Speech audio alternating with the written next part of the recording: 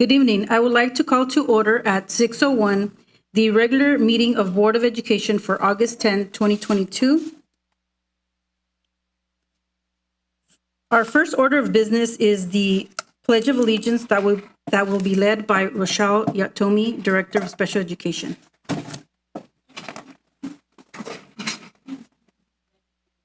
I pledge allegiance to the flag of the United States of America and to the republic for which it stands, one nation, under God, indivisible, with liberty and justice for all.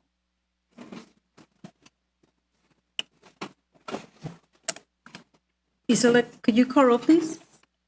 Governing Board Member Cruz is unable to be with us tonight. Governing Board Member Cuarenta. Present. Governing Board Member Gomez. Present. Governing Board Member Martinez. Present. And Governing Board Member De Leon. Present. Our next item on the agenda is 1.4, approve agenda regular meeting August 10, 2022. May I have a motion to approve? Board Member Gomez makes the motion to approve the agenda regular meeting of August 10th, 2022. May I have a second? Second. Okay, is there discussion? No discussion. We're ready to vote. Okay, the voting window is open.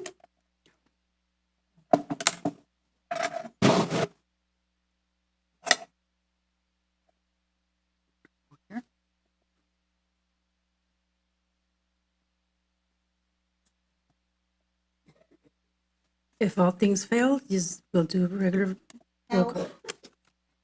Nothing's showing up for me. Nothing showing up for us. For nobody. For those in the audience, we do have voting now online. So sometimes things happen and here. Where's mine?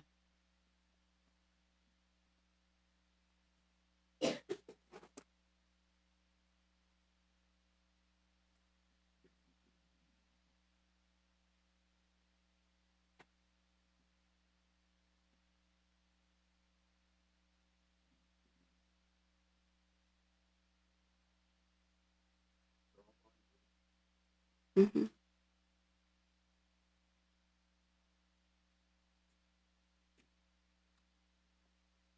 We can do roll call for this one and we can Okay. try the next one. Is that okay? Mhm. President De Leon? We'll go ahead and just take roll call. Governing Board Member Cuarenta. Yes. Governing Board Member Gomez. Yes. Governing Board Member Martinez. Yes. And Governing Board Member De Leon. Yes. Motion passes. Next, we have 1.5, minutes regular meeting, July 13, 2022. May I have a motion to approve? Motion to approve. Board Member Gomez makes the second. Okay, is there discussion? No discussion. We're ready to vote. The voting is open.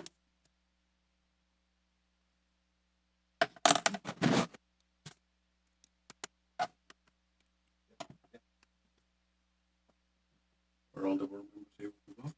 I will. Okay, all votes are in.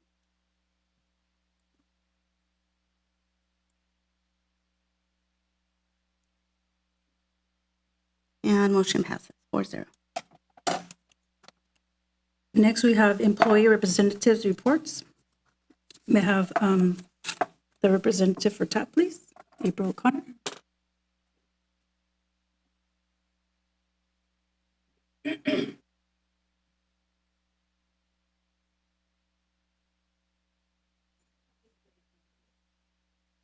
Thank you. Good evening, Board President De Leon, school board members, Superintendent Frutos, Executive Cabinet, and guests. My name is April Connor. I'm the president of the Teacher Association of Paramount. I wanted to touch on a few things before I get into some of very exciting stuff. There are some great trainings happening this summer. I know a lot of our members have been attending, and I appreciate that. We had a great schedule that was put out early, and people were able to plan around and be able to attend these trainings. So this was a good thing for our members to have that ability to do that, but also have that information ahead of time to be able to plan and structure their family time around that and getting ready back for school. I did want to also share with you, we do have a concern. Obviously, we're never out of this pandemic ever.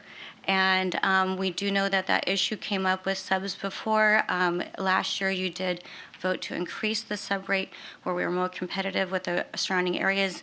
I think we're kind of in the limbo of doing that now, and just letting you know that does kind of concern us. The thing is, though, we do, I guess, anticipate as our kids come back to the classroom and we're back in together, we may see a spike again.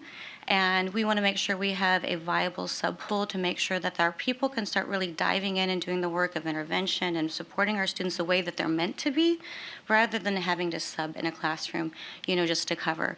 So we're hoping that you will support our subpool in actually making that a competitive wage where we will attract people to be coming in. Lastly, just as a kind of a housekeeping thing for this portion is, we're really looking for some communication from our district right now. Right now, we're kind of confused about what we're going to be doing with COVID. Are we still filling out the health surveys? Are our rooms going to be prepped again with PPE? Are we going to be going back to mandatory testing? What are going to be our protocols moving forward, and have that clearly defined, but not just for us, because we need to be able to clearly articulate that to our families, to our students, so they know as well.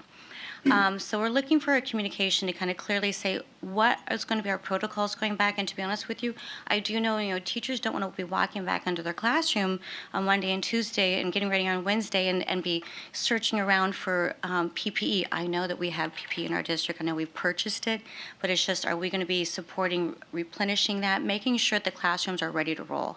And so that piece of communication and support is something that we're looking for to make sure we know what we're walking into and know what support we're going to have for this. I wish the pandemic was over. It's not, and it's always got something else coming behind it, So anyway, I know that would be a peace of mind for our educators, but also for our families and students, because we convey that information to them.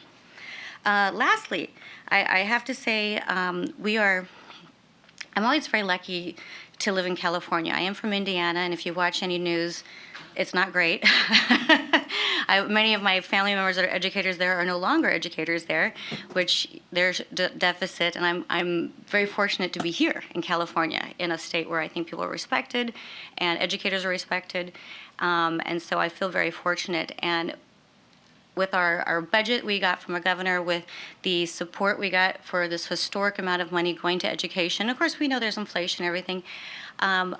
This has been one of those exciting times where I feel that educators have been, and not just educators, school employees that serve kids have been supported.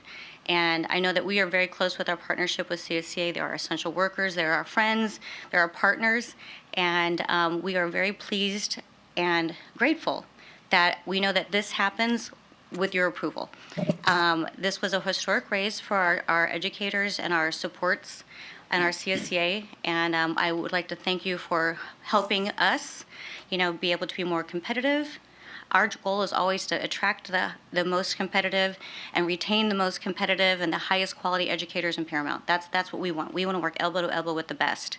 And I think this really has a long way to do that. I've been called by Long Beach, Downey, Norwalk, Bellflower, and they're all like talking about, oh my gosh, they must love you in Paramount. And so you're the talk of the town right now. But there really is something to be said about the support that you gave the people that serve the kids in this community. And like I said, I know that doesn't happen without our district leadership, our school board, and of course, thank you for the partnership with our CSCA and our other labor members. So thank you very much. This is starting the school year out really strong, and people feel supported. And I just say I've got some very emotional calls of thank you and just how much this means to them, their family, and how they can actually, support their lifestyle. Mm-hmm. So thank you very much, and good. We're going to have a great start of 2022-23. Thank you. Thank you. Thank you. Next, we have CSCA, Maria Anguiano.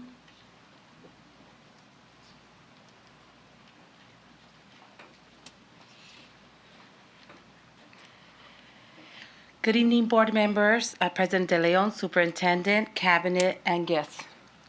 My name is Maria Anguiano, and I am the CSCA chapter parliamentarian. 4 of our members, Lily Padilla, Alex Maldonado, Brent McCarty and I attended CSEA's 96th annual conference at the end of last month. We got to hear from many speakers regarding the importance of union membership, including AFL-CIO President Liz Schuler. CSEA is a part of the AFL-CIO largest union in the country with over 12 million active members. It was a great honor to have her in attendance. We also got to hear a message from Governor Gavin Newsom, who expressed his full support and appreciation for classified school employees. The budget that was passed by Governor Newsom reflected this clearly, as schools across our state are being funded at a level that has never been seen.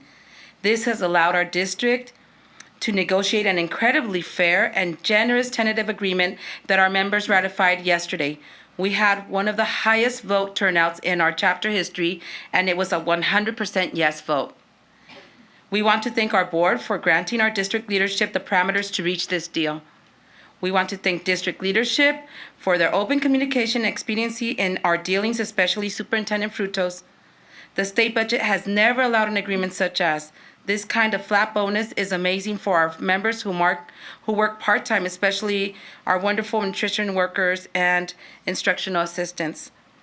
At our last meeting, we had asked that you, our board, give your members the financial dignity they deserve. You listened to us, and we thank you for this.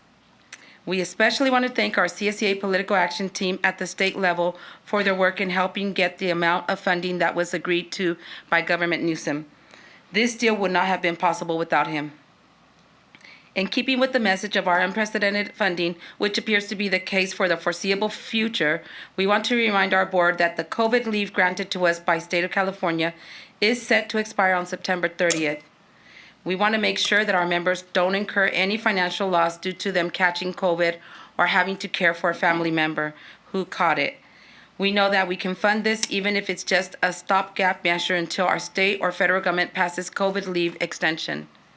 We want this board to be proactive in protecting our members and their families, the overwhelming majority of whom live in this community. Speaking of community, as the district remembers our former board member, Linda Garcia, and her dedication to this community, we wonder, what kind of legacy will we leave? What difference can we as individuals make to our community? Linda was a tireless advocate for students in the city of Paramount. This tree is a reminder of the mark that a person can make on their community and how hard work and dedication to others can leave a lasting reminder that will live on. We are forever grateful to Linda Garcia. And lastly, CSEA would like to welcome back our students, our wonderful teachers, who also have come to a tentative agreement on their own. We congratulate our teachers in their well-deserved TA, and we know that we will work together with them as always to ensure our students are well-prepared, well-supported, and safe in their learning environments. Thank you for your time and have a good evening. Thank you. Thank you. Before I move on to public hearing, Mr. Frutos, I want to give you a directive, and that is to have a communication, a video of some sort for our families, our parents, our students, our staff, to know what is expected, what is our safety protocols for COVID. We want to be proactive, not reactive. Thank you. Next, we're moving to public hearing. Persons wishing to address the board should fill out a blue card located on the table by the door and submit the card to the secretary. Speakers will be called in sequence during the hearing section, which is limited to 1 hour, and with each speaker to one presentation up to 3 minutes. The board cannot engage in public discussion during this portion of the agenda per Government Code Section 54950 through 54963.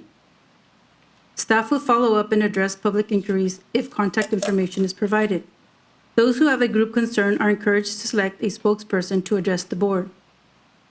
Persons wishing to address the board on a specific agenda item at that time the item is under discussion are limited to 3 minutes each and will be called to speak following the staff comments and prior to the board's discussion and taking action.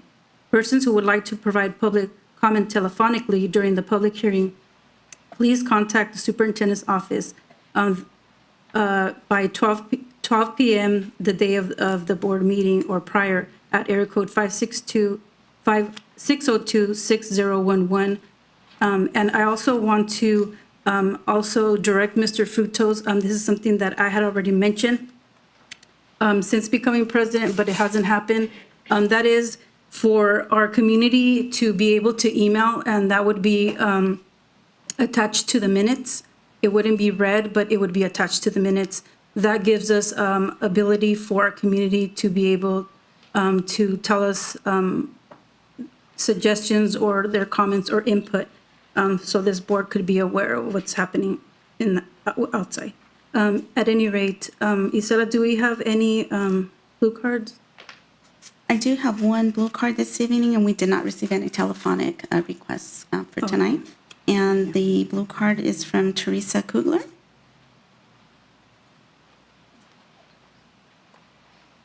guess I can pull this down for now. Good evening, President De Leon, the school board, Superintendent Frutos, Executive Cabinet, all of those awesome people over there. I swear that April and I did not plan what we were going to say together, but you're going to hear some overlap here. The first thing I want to say is, same thing she said, thank you. We appreciate that you have given your bargaining team the flexibility to come to an agreement that we feel very confident will make our members happy. In fact, April just told me she forgot to mention, we have ratified also. Our membership, I think it was 99.7 or something percent. They were very, very pleased. So thank you so much, and bargaining team and everyone else also. There is one issue that is still pretty strongly, pretty important to us as members of the union, and that is subbing. Not quite the same thing that she mentioned, but there is overlap again. The teachers who sub, we understand nobody can hire enough people right now. Everybody is looking for bodies, and hiring subs has always been a challenge. But what that means is that many of our teachers and outside the classroom employees, such as instructional coaches and curriculum specialists, some counselors, are being asked to sub. Okay, we know this has been an absolutely crazy year. It's been impossible to get enough subs. We've had way more teachers out having to isolate or quarantine or take care of family. But when those support staff do not get paid for their time, that means that either they just don't do whatever they've been hired to do. Math coaches can't go into classrooms and support teachers who need help with a lesson. The teachers on special assignment can't do all the things they do to support the school and its functioning. The curriculum specialists can't prepare their curriculum guides and pacing guides and support us and come and see how things are going because they're in the classroom. Okay, again, we understand it's been, that word unprecedented, but that means that they are also not being compensated for that time. So when they stay after to get those curriculum guides done anyway, or when they stay and meet with a teacher after school because they couldn't do it during that teacher's planning period because they were covering a class, they're not getting paid for that time. It's just part of their duties as assigned. The contract uses the word employees as people who should be compensated for their time when they cover a class. They are employees also. Those coaches and those instructional people, all of those folks are also our employees. So we would really like you to take that into consideration when thinking about how those people should be compensated for their time. Now back to the good stuff. We really are very grateful. We're appreciative to CSEA for doing a lot of the groundwork. I'm sorry, Ms. Kugler, Sorry. the 3 minutes have expired. Okay, I just want to say thank you then. Can I tell you one really fast anecdote about a teacher? We're so, okay, I'll just walk away, but we're so grateful. We could make a can- motion. I'll make a motion for the young lady to continue. Do I have a second? Second. Go ahead and continue. I really appreciate that because what I wanted you to know is what a difference you're making in teachers' lives and our TAP lives, and I know our CSEA lives also. I have a teacher who's a friend of mine who is a mom, and she lives with her mom. So it's 3 generations in a household.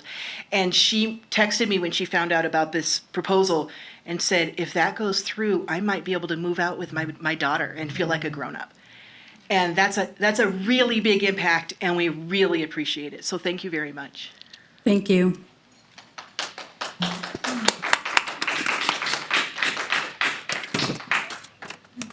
Next on our agenda is board member reports. I will start with board member Cuarenta. Hello, everyone. Good evening. I would like to, I know Mr. Cruz is not here today, but I'd like to welcome him to Paramount USD, and I hope he's enjoying his vacation in Europe. I also wanted Mr. Frutos to request that we bring back the item of the trustee areas for a reconsideration. Mr. Frutos, can we go ahead and explain what a reconsideration means? I will do my best. So any item that's brought back into an open session can be reconsidered for the board for action, and the board can take action to direct the superintendent to initiate anything as you have done with other items. So basically, you just put it on the agenda. It's an agenda item. Thank you for the clarification. So I had the honor of visiting Hollandale and Mokel Elementary After School All-Star Program, and I'm very happy to report that our students and staff were very happy. So I'm looking forward to the school district working with them next year. I also had an opportunity to join our equity and inclusion training, and I'm proud to report that, you know, as an educator myself, I felt that I came out of that training really thinking about my own practices. So it was great to interact with the educators here in Paramount USD, and you know, to see how invested our district is in ensuring that we are the best we can be for our students. So thank you, Mr. Frutos. Thank you. Next, we have board member Gomez. Thank you, Board President De Leon. Good evening to all our Paramount community. Buenas noches a toda nuestra comunidad de Paramount. Where did the summer go? I don't know. I hope you all had a great summer, because I know some of you did have it off. Unfortunately, I don't have it off. I do work all summer, but I hope you all had a great summer. I welcome all the new students to a new school year, and welcome back all the continuing students. I welcome back all our teachers, all our staff, all the classified and certified employees, and thank you so much for all you do for our students, because this is why we are here. We are here for our students and not for ourselves. With that, I want to leave you. I don't have much because it was summer, and like I said, there was not much to go visit because, you know, summer school was only a certain amount of time. But I do want to leave you with a quote from Malala Yousafzai, which I'm probably pronouncing it wrong, but her last name is Yousafzai. And Malala says, "Let us remember, one book, one pen, one child, and one teacher can change the world." With that said, each and every one of you can change the world. Fight on, and see you next month. Thank you. Next, we have Vice President Martinez. Thank you, Madam. I attended the adult education graduation this past July, and I was so proud to see those students who persevered and received their diplomas and their certificates. This past Saturday was the Heritage Parade in our city, and I was so proud of many of the schools that were in attendance and participated in the parade. Lincoln School, Odyssey, Roosevelt, Paramount Cheer, and we also had our TAP teachers marching in the parade with our fearless leader, April O'Connor. Thank you. And I also saw some other administrators, Yvonne Rodriguez, Hector Lujan, Lisa Kirkland, and others. So I thank you for joining in the parade and participating in this great event for our community. This evening, we had our dedication for our dear school board member, Linda Garcia, who served for 22 years. It was a beautiful dedication for a classy lady who represented this district with class and respect. And also, next week, welcome back to school, administrators, CSEA, school staff, and students. So I wish you good luck, and I will be visiting the schools shortly. Thank you. Thank you, Madam President. Thank you. Now it's my turn. Good evening, students, parents, families, teachers, staff, and administrators, and our Paramount community. I attended the ad hoc committee meeting where Mr. Frutos informed the city that our school district will continue to provide COVID testing, and that he also stated that FBI would be reviewing our safety, and that would start in October. The city had Kelly Chapman speak about the juvenile diversion program and the TIP program, which will be advertised for our students and families. I mentioned to Kelly that if she was aware or collaborated with Janice Hahn, who has a program called School Threat Assessment Response Teams, START, and she was not aware, but she was going to go look into it. At any rate, the city also provided the district with information regarding the Port of Long Beach Community Grant funding opportunities, which the Paramount School District has received a grant a little over 3 years ago, which I spearheaded. It's always nice to be ahead. Lastly, on November 12th, which is a Saturday, there will be a veteran celebration where our students can attend. There will be reenactors for the Civil War and World War II, so it's a learning experience for our students. I also attended the Paramount Heritage Parade to present awards for our top academic students. We're very proud of our students and know that they are highly educated individuals that will lead us one day. And lastly, I attended various school campuses, and I was able to witness classrooms, offices, libraries, and kitchens being remodeled. I saw remodeled classrooms and future work to be completed to make our campuses welcoming and safe. I hope our staff had a restful summer, and I wish our staff a great new year. I can't wait for our student board member to be sitting with this board. Thank you. Next, we have the superintendent's report. Thank you, Board President De Leon. Tonight, we have 3 presentations, but before we do them, I wanted to remind the board members about the nature of our presentations tonight. As you heard from our labor partners, our district benefited from a lot of work by a lot of different teams that lobbied at the state level. And since we, as we had mentioned before, are a district that more than 90-some% of our budget comes from the state, it is a good year for Paramount, and it's showing in the programs that we're rolling, in the protection for our support systems, and in the salaries the board has approved. Tonight, as we mentioned it last time, we're going to be doing a process called the 45-day revision that allows us to bring up to date the different allocations from the state, as well as talking to the board about a system that we are going to do for construction that allows us to be even more connected to the regulations while reducing costs. And finally, we are going to have a presentation from the AQMD program at the request of Board President De Leon for a program named WHAM. So with that, I'm going to turn it over to our Assistant Superintendent, Patricia Tu, to talk about the 45-day revision. Oh, I'm sorry. I have an introduction. Before we start, I apologize. I like it when my staff tells us what I need to do. I'm very pleased to introduce our new Director of Fiscal Services. As the board may remember, Ms. Tu used to serve in that capacity and now is our CBO. I'd like to ask Ochon Christina Choi to come to the podium.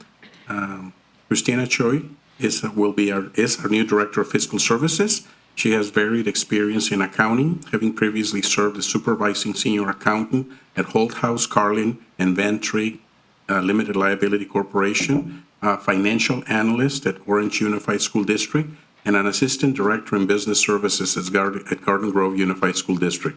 For the past year, Christina served as the Director of Fiscal Assistance at Orange Unified School District. She is viewed as a hard worker. She possesses the critical skills and attributes necessary for the planning, organizing, and management segment of fiscal services. We pride ourselves in having very strong accounting in our district. As the board knows, we've had multiple years of audits with no findings, and we believe Christina will continue that tradition. I met with her and we started talking about work ethic and all that, and I'm very pleased to introduce to you Christina. Christina, if you would like to say a few words. Yes, thank you so much. Good evening, Board President De Leon, board members, Superintendent Frutos, Executive Cabinet, and audience members. It's a great honor to be here. Thank you so much for giving me the opportunity to serve Paramount Unified. I'm eager, I'm very excited to be here and to become part of Paramount family. Well, thank you. Welcome. Thank you very much, Christine.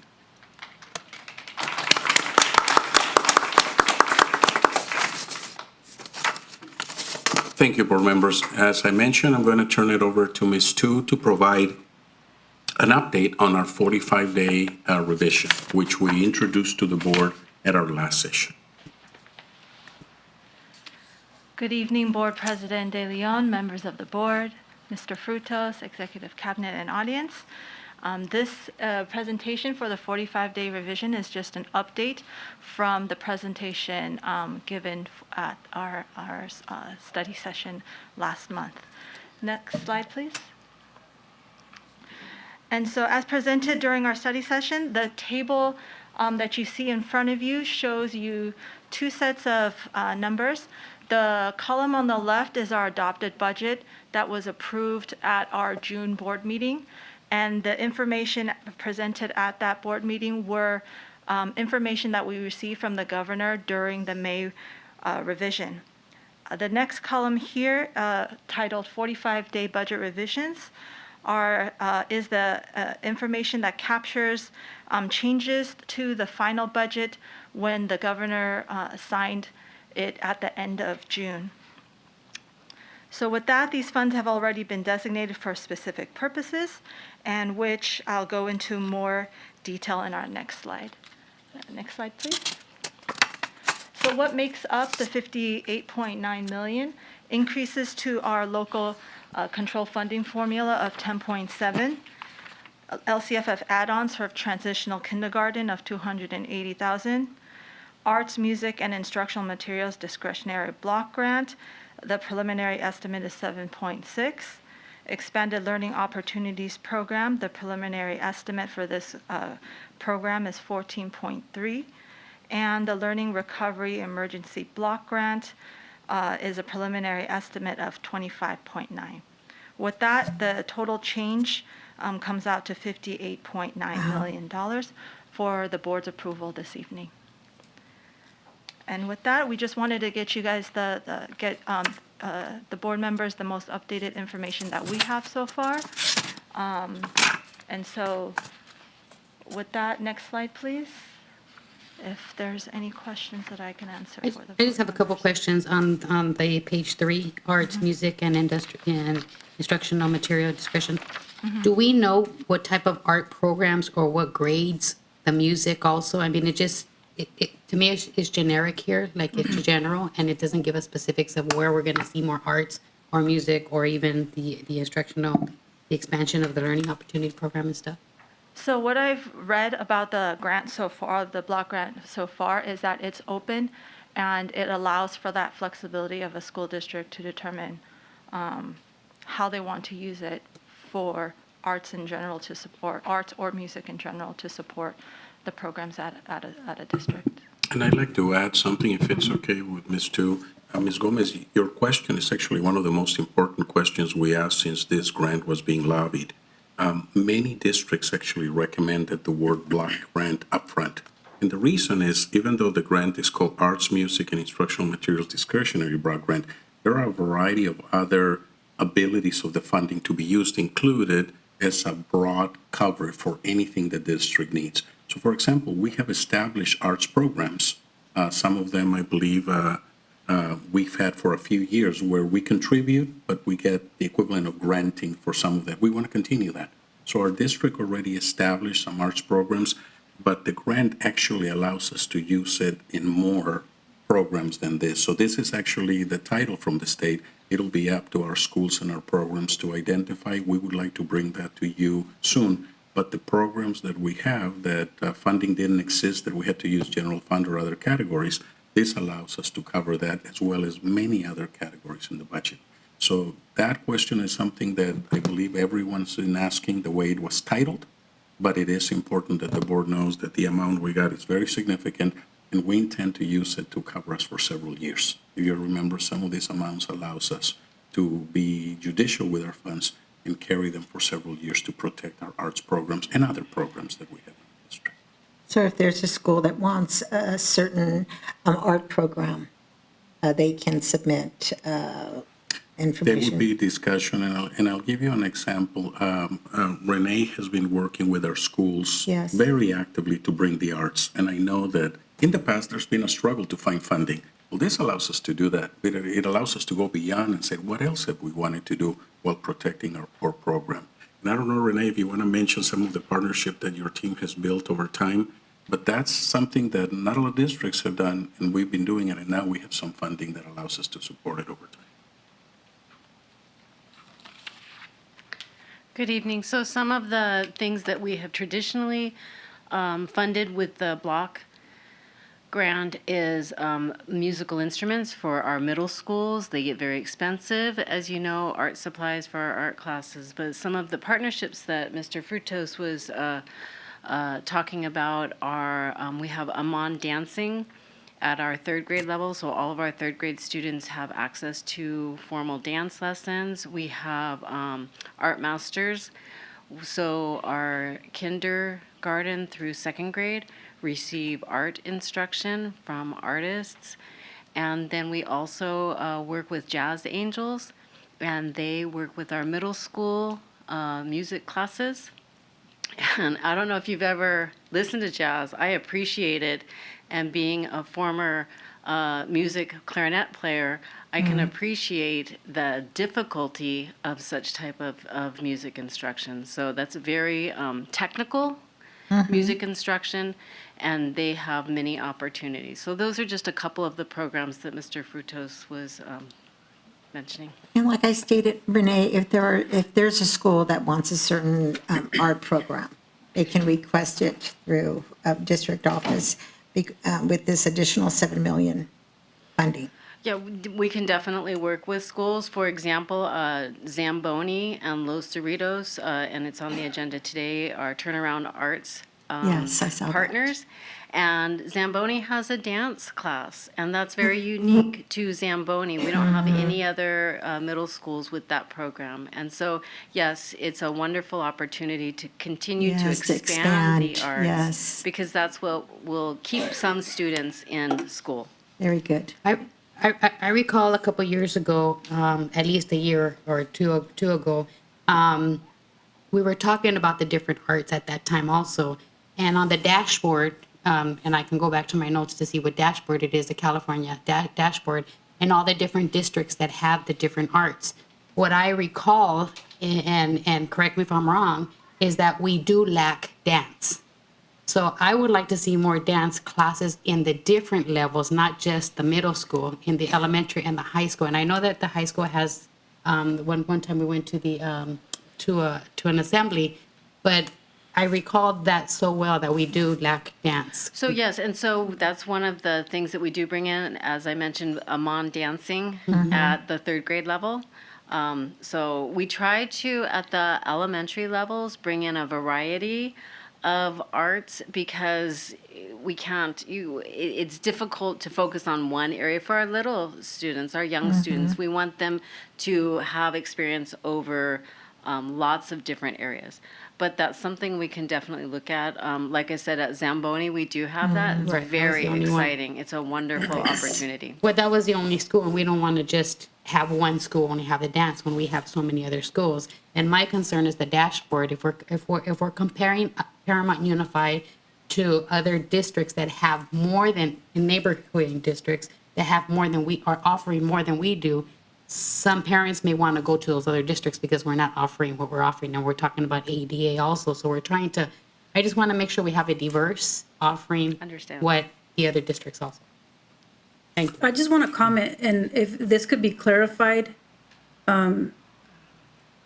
Looking at this, I still don't understand how the schools will be accessing this money. So is there a certain form? Because I know Vice President Martinez is asking, can the schools just call? Like, how are we going to be equitable? What do you mean expanding? We already have programs that we understand, and there's lack of programs per se. So what is the process? How is that going to look like? I know, like, when we do the LCAP, parents are supposed to be involved. Unfortunately, not a lot of parents come to our LCAP meeting, so that's something hopefully board member or Vice President Martinez, you ran on parent engagement, and hopefully we could do that and work closer together to engage more parents, because there in the LCAP, they decide along with our stakeholders as to how the money is going to be spent. So this, I'm still like going, okay, we got this which is a lot of, millions of dollars, but how are we going to be equitable? How are we going to go about spending the money? And even looking at like a learning recovery emergency block grant, like we already have the extended learning opportunity program. And so then it's like, okay, so what does this mean? What does this look like? Or we're not there, but this is the process to getting to where we need to get to. That's what I would want to know, because like I ran on making sure that input is taken through all staff members, that we use this funding appropriately based on, what the public is saying, what our staff is saying, and really look into, what is it that the students like? Because maybe what I like is not necessarily what they're going for. And I don't know if culinary arts is an art, but I think it is, because not everyone can do it. And I know at the high school, the kids, or at least the high schoolers, are telling me that they really want culinary, more classes available for culinary arts. So it's just getting like a consensus of where is the need, and what do our students want, and what is our staff saying, and how we're going to really deliver this money versus us saying, oh, we like it here, and then it doesn't go well. Well, I can tell you, board members, because I know all of you are interested in the allocation. The goal today is to make sure that we accept the funding. It is very important that we say yes. As you can see in the asterisk, some of these amounts are not even final. So we're hoping they go up a bit.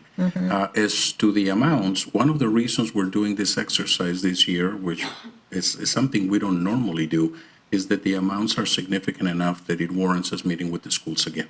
As you know, to insert more in their schedules when they planned it last spring with our educational services team will require us to meet as partners and say, how can we help you improve and increase the arts programs at your schools, as well as the recovery efforts that we have underway to improve instruction. So my recommendation to the board is that we accept the funding, of course, and that you allow us to come back at a subsequent meeting with some interest in some of these areas. Right. There are areas here that I can tell you already, we're going to recommend spending these amounts over time so that we don't struggle in subsequent years if the economy is not as strong as it was this year, and we protect the arts programs that our team has built over time. So if it's okay with the board will accept the amount, the revision will be accepted, and we will bring some plans for some of these items at some of the next board meetings after we've had an opportunity to talk to our schools. This is great news. We never expected this in May. None of this was proposed, so we are very grateful that all the efforts at the state level, and I'm going to echo what our labor partners said, both our CSEA partners and our TAP partners at the state level have a lot to do with us getting all this funding for Paramount Unified. Yes, and the governor's budget was just approved, so we're at the beginning stages. So once this board approves, then Mr. Frutos, you have direction to me with the principals on how we will allocate this money. So okay, I have no other comments. We're not voting on this right now. But at any rate, the preliminary estimates, is that something that, like the estimates that we're getting then, is that something that we're looking at that we're going to get, or is it going to fall lower or higher? It's hard to say whether it's going to fall lower or higher. It's really what the state knows at the time. So there are final numbers that are coming in that are still moving, even on the state level, as far as enrollment goes, as far as final attendance goes. So all of that keeps moving until the state finalizes it, and then they usually release a letter to let us know what the final entitlement is. But just so that school districts can start preparing, they release a preliminary just so that we have an idea of what we can work with. So it's important to take that into account, not to over budget for it, but just to at least start the discussion of what do we want to do with the funds coming in. Okay, thank you. Thank you, board members. Thank you, Ms. Hill. Very nice. The next item that we have is the Uniform Public Construction Cost Accounting Act, and I'm going to ask Mr. Law to come up and talk to you about construction and opportunities for our school district. As always, thank you very much for having me up here, Board President DeLeon, Board, Mr. Frutos. I'm coming up here to talk to you today about a mouthful, Uniform Public Construction Cost Accounting Act. Often we throw California in front of that to make it easier to say, and it sums up into something called CUPCA. You might have heard of CUPCA before. It's been around for 40 years almost. So next slide, please. So what is it? Well, it's the Uniform Public Construction Cost Accounting Act. It was started in 1983, and it's voluntary. It's something that we can opt into, and it has some advantages for us in the areas of construction and cost and bidding. And so that's why I'm presenting it to you tonight, with the hopes that we can okay a resolution and move forward with that. So many of our neighboring districts use it. You can see them listed on the state, the county website. You can go to their websites, their own websites, and you'll see a section under construction that says we're a CUPCA district. Here's how you submit bids. Here's how you show your interest. Around us, very close, Long Beach, Compton, Cerritos College. It's lots and lots, about 300 districts in California right now are utilizing CUPCA. Next slide. So what do we do currently when we need to bid a project? Well, we follow the basic public contract code. It's up there for you, but basically it sets some bid limits. One is at 15,000 and one is at 99,000. And those, once we hit those limits on some sort of construction project, we go out to bid. And you see often on POs that you're approving, there'll be a bid number on there. That means we had bid that work. Or you'll sometimes see us asking you to award bids. And it's a regular process we do, but I think the important part of that is that it's lengthy. And so from when I ask you permission to bid to when we actually turn over that bid and can start that work, it stretches out for 2-3 months sometimes. It's not very quick. So what does CUPCA do for us? Well, CUPCA changes the bidding limits. And so it actually, you have to do a little more work up front, but the reward of that is that your bid limits grow and you have a lot more flexibility. And so the first bid limit is now $60,000 rather than compared to public contract code, which is around $15,000. And then there's a section that's between 60 and 200,000 and over 200,000. Jobs that are under 60,000 in construction can be approved to the lowest bidder, can be awarded to the lowest bidder on a very informal kind of bid form that have already pre-qualified. And I'll tell you what pre-qualifying is in a second. Between $60,000 and $200,000, if the project, if the cost is going to be in that zone there, then we have a little bit more formal bidding process, a little more paperwork, a little more background. But again, it falls back to who's been pre-qualified, and it can turn around very quickly. And then anything over $200,000, that's the top of it. You have to go out to a big public contract bid anyways at over 200. So in some ways, that's very similar to what public contract code puts out at 99. So next slide. So pre-qualification. So once a year, we advertise on our website, and we put an ad out that says, we would like people who are interested in these type of work. So electrical work, carpentry, painting, whatever it is. We put it out there, and anybody can submit saying that they're interested in doing work in our district. Then they have to be pre-qualified. They have to be registered with DIR registration. They have to be bonded. They have to have the right license. They have to have the right background. We do a background check to make sure they're not in poor standing with other districts. We do all that background work, but once they've made it onto our list, for the entire year, we can select from anybody who's been pre-approved on that list.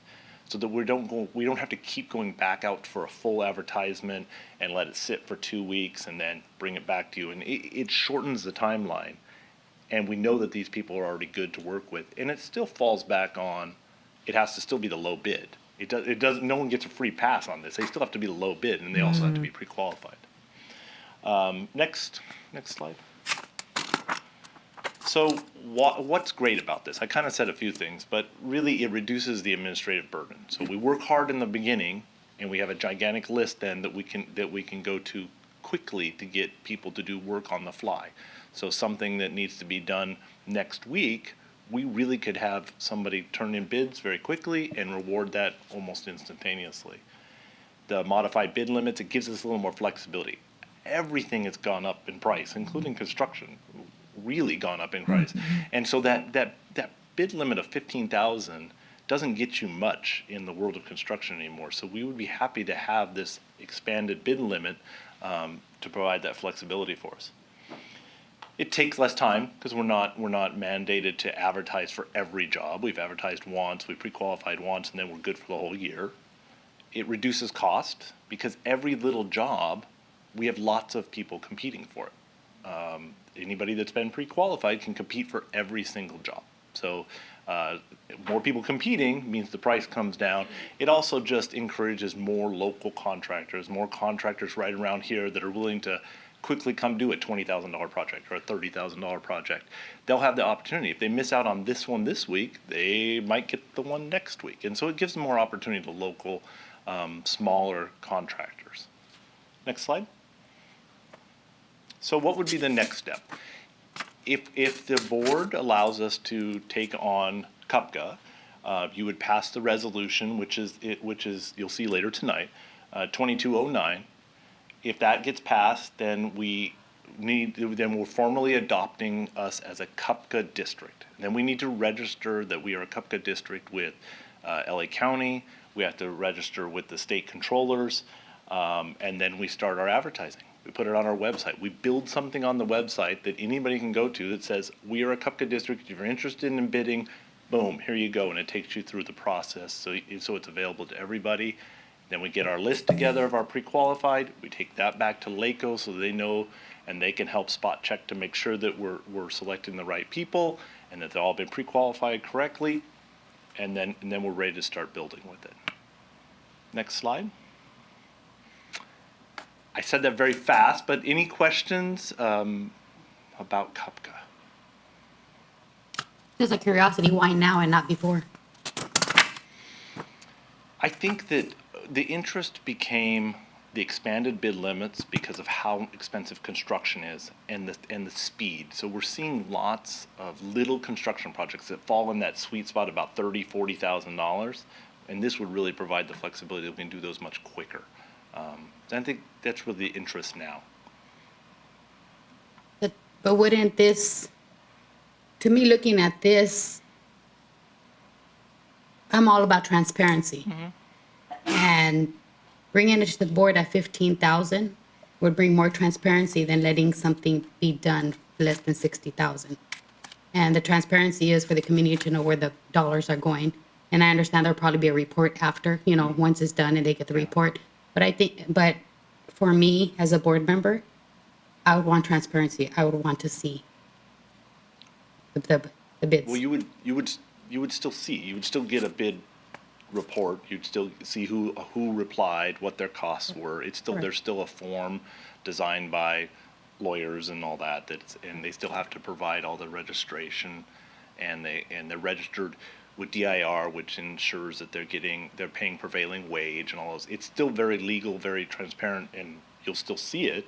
It just moves the need to do a serious advertisement from 15 up to 60 because we've already done that advertisement and we've already pre-qualified them. And we're not shortcutting anything. It's just we did it up front, and it's only for 1 year at a time. At the end of the year, we have to start over. Even if you're the best contractor we've ever worked with, you're welcome the next year to apply again. But it really keeps it open for lots of contractors to get in there.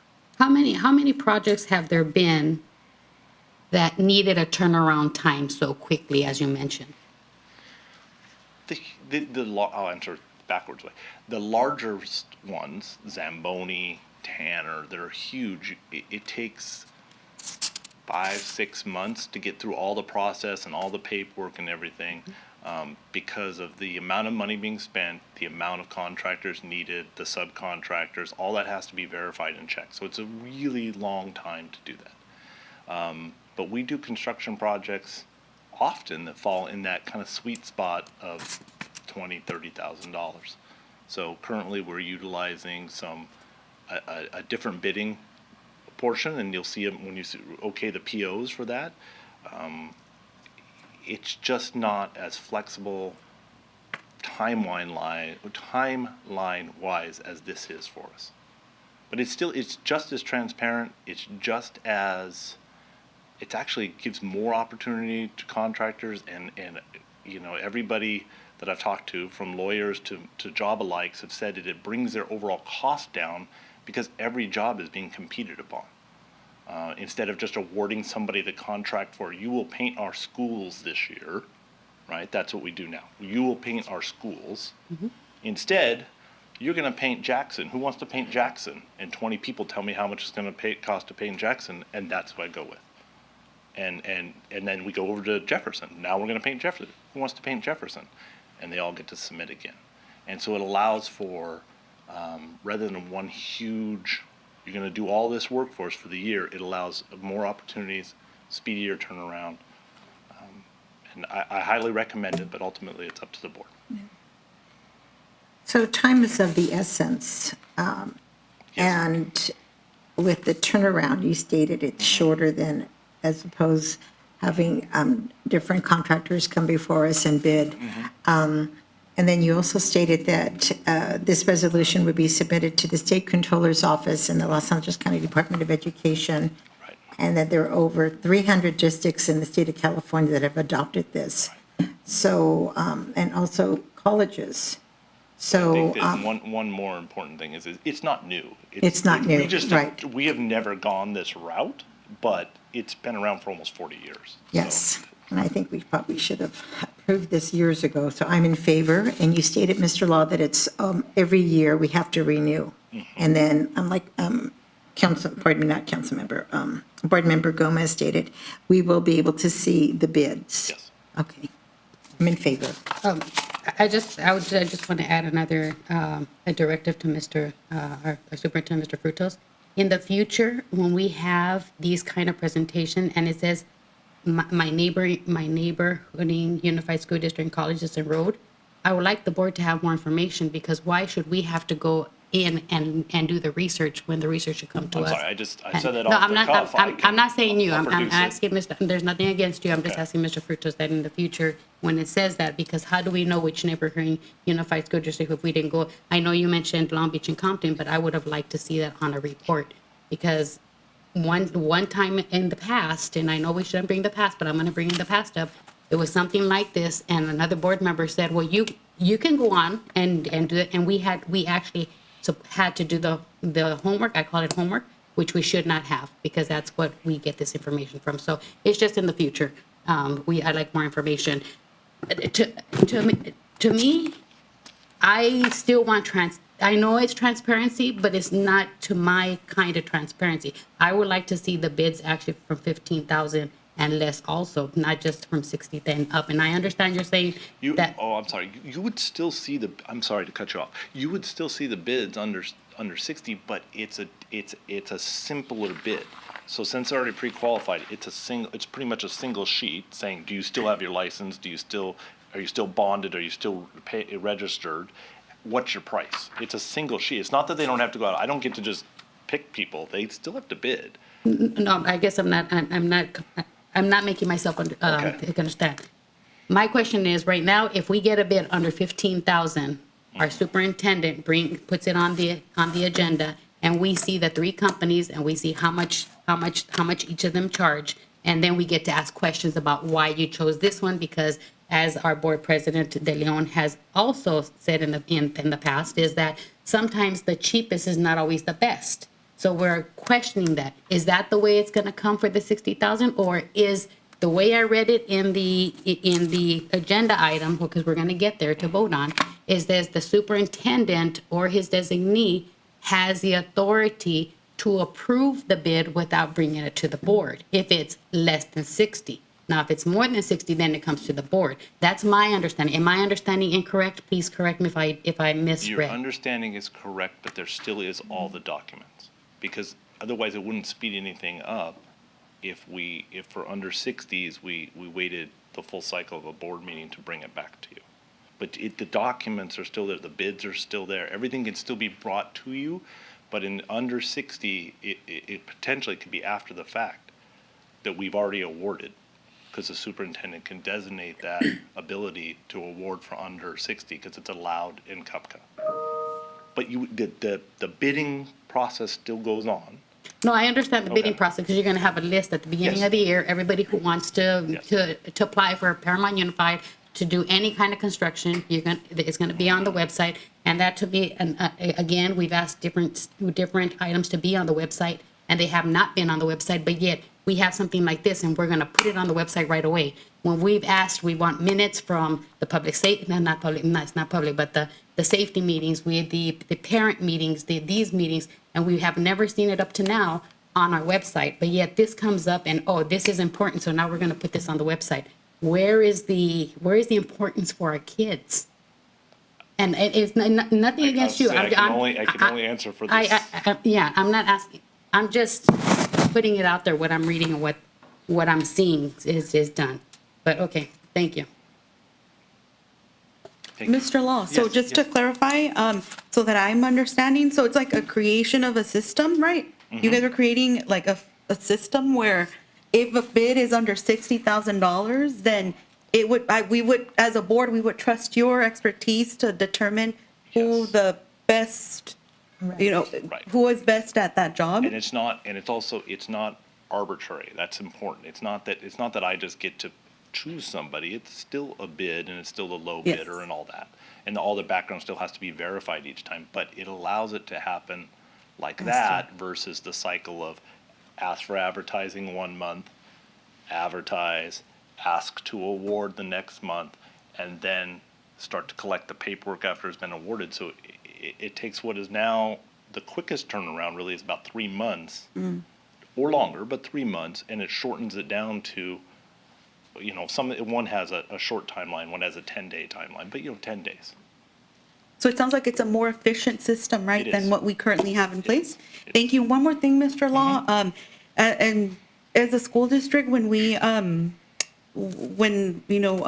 whoever applies for a bid, do we like advocate to ensure that the people they're employing are unionized? Is that something that ever comes up as a conversation, or? So what we ensure is that they're paying prevailing wage. Some districts have taken the initiative to say some amount of contractors, employees have to be veterans, some have to be union.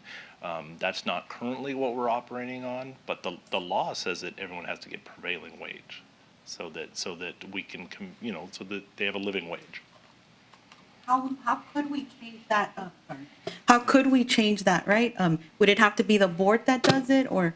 That would have to be some resolutions. I would have to look to superintendent for a little help on that, but it would Thank be you. resolutions we'd have to pass to address that. Okay, I'd like- thank you, Mr. Law. I'd like to recommend something to the board. We had some great questions tonight. Most of you remember MIBI, WIBI, DBV, and that was military, veteran, disabled, women-owned businesses that got hired. It was an initiative years ago. A prevailing wage kind of took care of that because it's the wage that typically it's demanded for a certain trade. But Ms. Gomez asked for a good question, which is, can we get examples of the list of districts and colleges that have participated in this, which might allow us also to bring you examples of neighboring districts? If it pleases the board, I would like to recommend that we bring this item back next month. It allows us to do two things. One, to bring all the information, but two, you will have debate when we discuss bringing specialized groups, and let's say minority-owned businesses or women businesses, because this board has been very diligent to get quality and low price. That begins to change when you shorten to just specific businesses that are owned by specific folks. But I want to make sure that we bring you the idea of how much a prevailing wage is versus what somebody would go get out there in the market. So if it's okay with the board, let us do that. We'll bring you more information. We're confident that this is something useful to the district. I've told the board many times that as we age, we feel like dinosaurs. I've been a believer of bids my whole life. And I believe in that and I'm with Ms. Gomez because everyone knew what I was doing. But sometimes you bring systems, and that's why a younger man is presenting this, that really apply. Good luck trying to get a lot of work for $15,000 now. We really cannot get much. So that's part of what I want to bring to you. I want to ask Scott to tell you what's $15,000 would have bought you 7 years ago and 5 years ago when we passed the bond, and what it buys us now. You will be doing a tour of facilities on Saturday also. So that'll allow Scott to show you some of that work. And I think we can make a convincing argument next month, but I'd like to bring some additional information if it's okay with the board. That's fine with So me. you want to table item Until next 8.24? month, if that's okay with the board. Is that okay with everyone? I'm comfortable, yes, Yes. that's fine. Okay, Yes. yes. Thank you very much, board members. Thank you. The next item is we have an online presentation from the South Coast Air Quality Management District for the WAM program. I'm going to turn it over to Jim to make sure that we are connected. All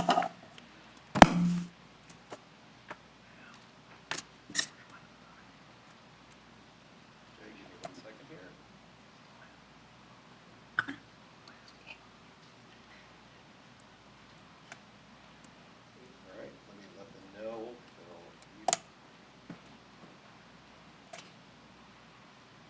Okay, Natalie, if you can hear me, and if you guys are online right now? Yes, I can hear you. Can you hear me? Yes. Yes. So if you want to go ahead and start and share your screen, Natalie? Absolutely, I will.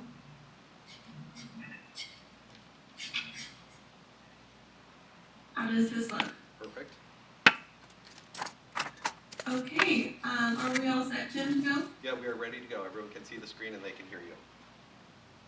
Okay, great. Thank you so much. Well, thank you everyone for letting us come to present today. My name is Natalie Manser, and I am a representative on behalf of South Coast AQMD with the Wide Healthy Air Matters program, which is their middle and high school education program. I work for Leandra's Group, which is our consulting firm with South Coast AQMD, and I am the project manager. My coworker, John Carlo, is in charge of the elementary program, which is CAPES, and we will go into that later after I finish my portion of the presentation. So just a little background on South Coast AQMD. They are the Air Pollution Control Agency for the South Coast and Coachella Valley air basins, which includes all of Orange County, the urban portions of Los Angeles, Riverside, and San Bernardino.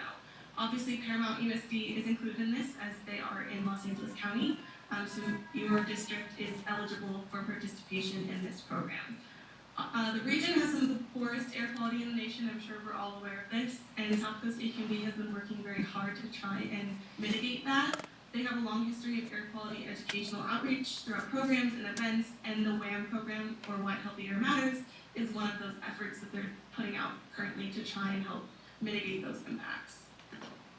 Program goal, the South Coast Air Quality Management District hopes to increase awareness of air quality issues within the South Coast and Coachella Valley air basins and empower youth to drive positive change during a time when they're developing and forming their own habits. So basically this curriculum encourages students to get out there and learn about air quality and how it can affect them and their communities. The school selection process, so South Coast AQMD uses these 4 criteria to select the schools that will be able to participate. This is just a criteria ranking process, so we are actually available to all schools and educational institutions within the 4 counties, but these criteria help us identify the most impacted schools. So Paramount USD actually meets 3 of these. They meet the AB 2588 bill, which the schools that are closely located near air toxics hotspots, which are facilities like factories that release air pollutants. They meet MATES 5, which is the Multiple Air Toxics Evaluation Study. That is a cancer study. And then California Environment Screen 4.0, which is put on by the California Office of Environmental Health, and they assign a score based on a specific address. So these 4 obviously make up the most important part of kind of scoring our schools, and since Paramount meets 3 of these, they are definitely eligible for our programs. And in terms of the curriculum, the WAM curriculum is aligned with next generation science standards. We have different charts that I can send over you after this presentation for your educators to look at so they can see which lessons align with which standards. and it comes with hands-on experiments for grades 6 through 12. This program is completely free. All resources are available to teachers at no cost. We offer student and teacher workbooks, pre-made PowerPoints, video lessons, materials necessary for all the experiments, and upon request for middle school and definitely guaranteed with high school, we have access to air beam sensors, which are handheld air monitors that the students are actually allowed to take out on their campus and monitor the air with, which is really exciting, and that's in one of our experiments. So this chart just kind of outlines all the things that are included with our free program. Teachers can use as much or as little as they would like. In terms of flexibility, the WARE program obviously can be incorporated in many different types of subjects. These are some of our most common: environmental science, biology, health, government, and a bunch of different other ones. We've also had some physical education teachers kind of fit it into their curriculum. And the lessons can be implemented in a variety of different ways. We have all these options: virtual guest speakers, where an AQMD representative will come into a classroom virtually and talk about careers or health impacts or whatever the teacher would like to talk about. It's been very successful the past few years. There's PowerPoint presentations, lectures, videos, workbooks, and we offer obviously one-on-one assistance and support based on each teacher's needs. And then this is just another implementation option slide where we talk kind of about how the different flexibility options are for teachers. So they can schedule a one-time visit, they can independently share the resources. We also host live virtual events. So we do one for Earth Day, and we do a live video lecture series where we play our educational videos on Zoom, and teachers and their students are more than welcome to attend those. We've had people self-teach. There's a million different ways that teachers can implement this. So we really want it to be as flexible as possible because we know that everyone teaches differently. So in terms of the benefits, it is inherent to virtual learning, but it also is really nice to have in classroom because there are like hands-on experiments and things like that. It's free, so there's no cost to participants, no cost to the district, nothing. All of our resources are completely accessible to everybody. And it can be supplemental to existing lesson plans. So we've had teachers just work in one lesson where it fits or do the whole thing. Everything is included. And we've gotten some great feedback from students on how engaging, exciting, and empowering it is. So it's obviously a win-win for both. In terms of next steps, so obviously your school is definitely welcome to take part in this program. We help coordinate the implementation schedule, so when your teachers would like to implement, we work with principals, we work with admin, just to make sure that they understand kind of where their teachers are at. We deliver all the materials, they don't have to go anywhere or get anything. Everything will be delivered to their classrooms, and then we assist in building a custom implementation format that fits every teacher's classroom needs. So we are here every step of the way, 24/7, to help the teachers with this program. So this is my information. I, again, am the project manager of the Why Healthier Matters program. Feel free to email me with any questions. I will send over Sonia all of our project materials. So if anyone on the board would like to look at it, review it, just make sure it fits kind of with what your school district is looking for. That is obviously more than 100% okay. Natalie, I wanted to ask you, I'm looking at the PowerPoint presentation, and it's for high school and middle school. Do you have for elementary? Yes, that is next. So my colleague Don Carlo is the project manager for our CAPES program, which is the Clean Air program for elementary students, and that is for 1st through 5th grade. So he'll talk about that after this. Thank you.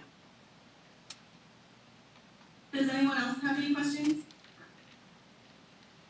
No, I think this is great. Thank you for, coming. And I know we're going to have more presentation, but thank you for coming to Paramount, because Paramount does have an air quality issue. And I do have one question, as I've always asked, like Mr. Frutos also.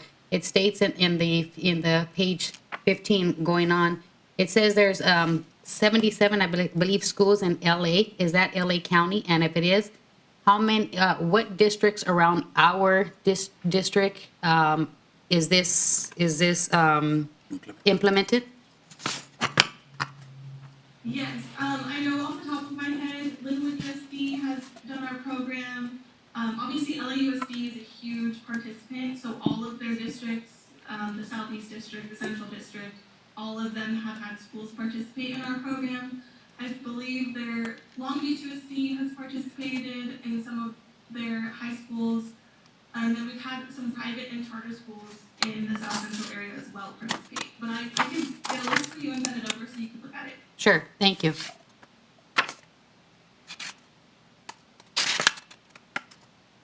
Okay, if that is all the questions for our high school and middle school program, I'm going to turn it over to the elementary program. Excellent. And hello, everyone. My name is John Carlo Rubio, and I'm the project manager on the Lee Andrews Group side for the Clean Air program for elementary students. The first part of my presentation will be a short introduction video that highlights the most important aspects of CAPES.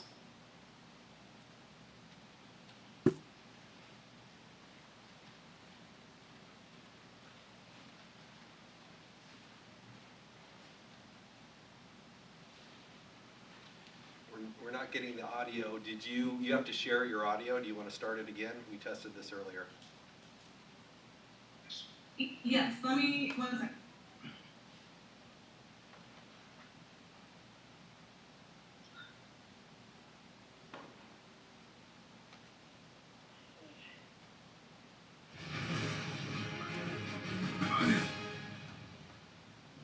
Hey, I'm Christian J. Simon, and I'm here to let you know that South Coast AQMD is looking to partner with educators like you to empower your students, school, friends, family, neighbors, everyone, to be proactive when it comes to the air we breathe, becoming clean air heroes like me. South Coast AQMD is a government agency whose mission is to clean the air and protect the health of over 17 million people from large areas of Los Angeles, Orange, Riverside, and San Bernardino counties, including the Coachella Valley. Now that's a lot of people. One way we can do this is through South Coast AQMD's Clean Air Program for elementary students, also known as CAPES. This program offers free curriculum covering cool topics such as Air Pollution 101, using the Air Quality Index to understand what the daily air quality is, and becoming a clean air hero. Each topic includes an educational video hosted by someone like yours truly, a lesson plan based on current NGSS standards, worksheets, and fun assessments. Schools are also provided with helpful information and interactive projects on air quality to keep students engaged, and much more. Not to mention, this program is free, y'all. We hope you will invite us to be a part of your school so that students can learn more about the air, their environment, and how doing one thing can help us all breathe cleaner air. See you soon.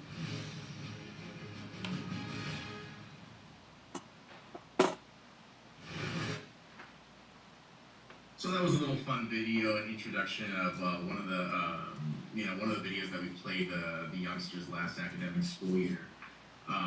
So since 2019, AQMD, South Coast AQMD has partnered with elementary schools in communities that are, disproportionately impacted by air pollution, and the agency aims to increase awareness on air quality issues and empower youth to drive a positive change during a time when they are developing and forming their own habits. CAPES obviously features videos, lesson plans, and worksheets that provide examples on how students can be clean air heroes. And in terms of the actual selection criteria, it's the same as the WAM program.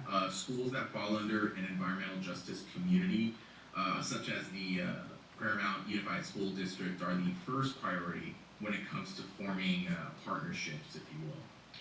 The curriculum is educator friendly, and this program is totally free.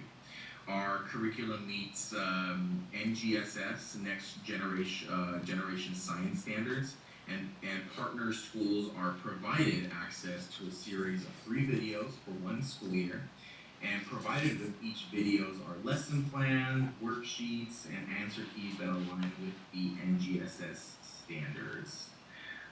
Next slide, please.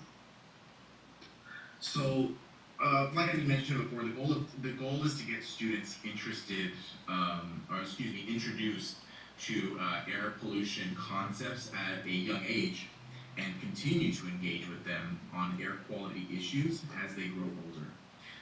Each participating student will receive a special edition water bottle, and educators will get a chance to enter multiple drawings for special prizes throughout the school year.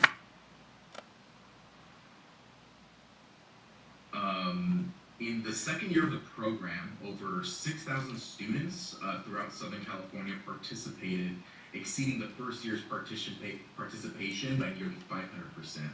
This was accomplished by partnering with 256 classrooms in 115 schools in LA, Orange, Riverside, and San Bernardino counties. So I went ahead and shared my contact information in this slide. Please feel free to email me if you have any questions about CAPES, and I am more than happy to answer them. And please visit our webpage at aqmd.gov/CAPES. And if anyone has any questions, I'm more than happy to answer them. Thank you, Giancarlo and Natalie. This was an excellent presentation. I feel this program would be very educational for our students in our district. Where do we sign up? Natalie stated that she would be in contact with our board president. So thank you so much for the presentation. Sorry, I forgot to unmute. Can you ask the question again? I apologize. Oh, I'm sorry. No worries. Ms. Martinez, can you ask the question again? I did have them unmuted. Oh, I didn't ask. Giancarlo, Natalie stated that she would be in contact with our board president, Sonia De Leon. I think it's an excellent program, excellent presentation. And since our district, we meet 3 of the 4 criteria, I think it's very, very important that our students are educated on pollution. So thank you so much for your presentation. I also want to thank Natalie for when I emailed her, she responded quickly, and she was able to come, I mean, not personally, but at least through Zoom, because this is very important and dear to me. Not all of us acknowledge that there is air pollution, and we in Paramount have a problem. And I like it when we have people that have a reputable reputation that tells us, look, out of the 4 criterias, we meet 3. And that is a problem. So we need to definitely educate our students. And this is, I think, an amazing program that is hands-on.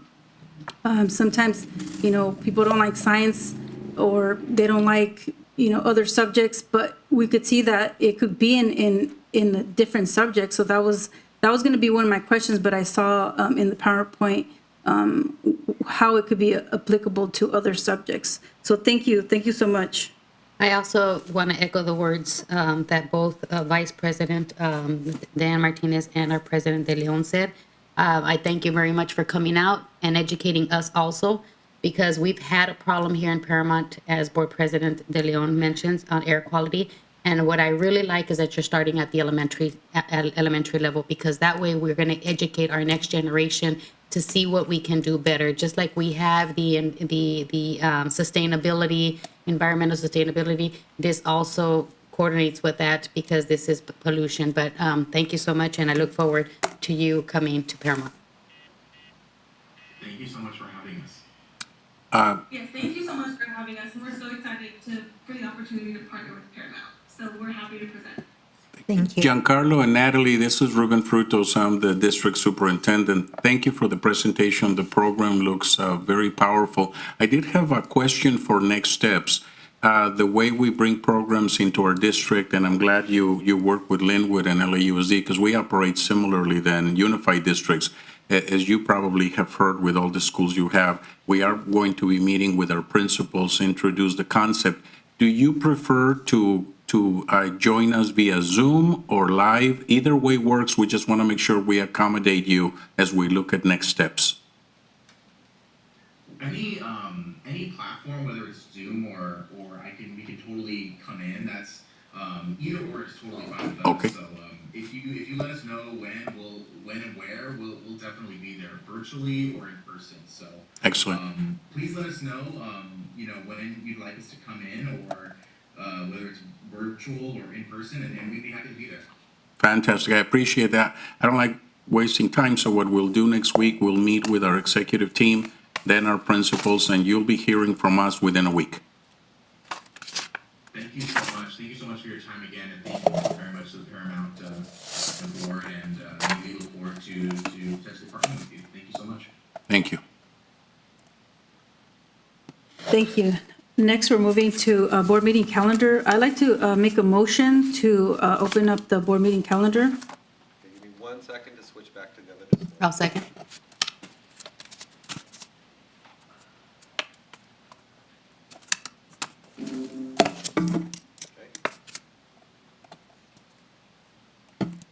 Okay, I had given a directive to Mr. Frutos to have parliamentary training, and I mentioned this back in February, and then I mentioned it not too long ago, but I want to make sure that we put it in our board meeting calendar. Any preference from the board members as to when you would like it to happen? And you only have 4 board members, so I would also check with Mr. Cruz, but if there's a preference from the board, we have several law firms that do this kind of work. It'll be my pleasure to introduce it as long as the board members agree on a time and date. Have you spoken to any of the, who would do the training? There are several, actually, after you asked us the last time. We have some of the law firms do that training, and we also have the CSBA team that can provide that training. So Okay. we will get somebody to So provide. do you want us to give you a date, or do you A want? couple of days would be useful, and then we'll find somebody that can do that. If we fail to find somebody, I won't wait until the next board meeting. I will contact the board members by, hopefully within a few days, as we get somebody that is willing to come and do parliamentary procedure training.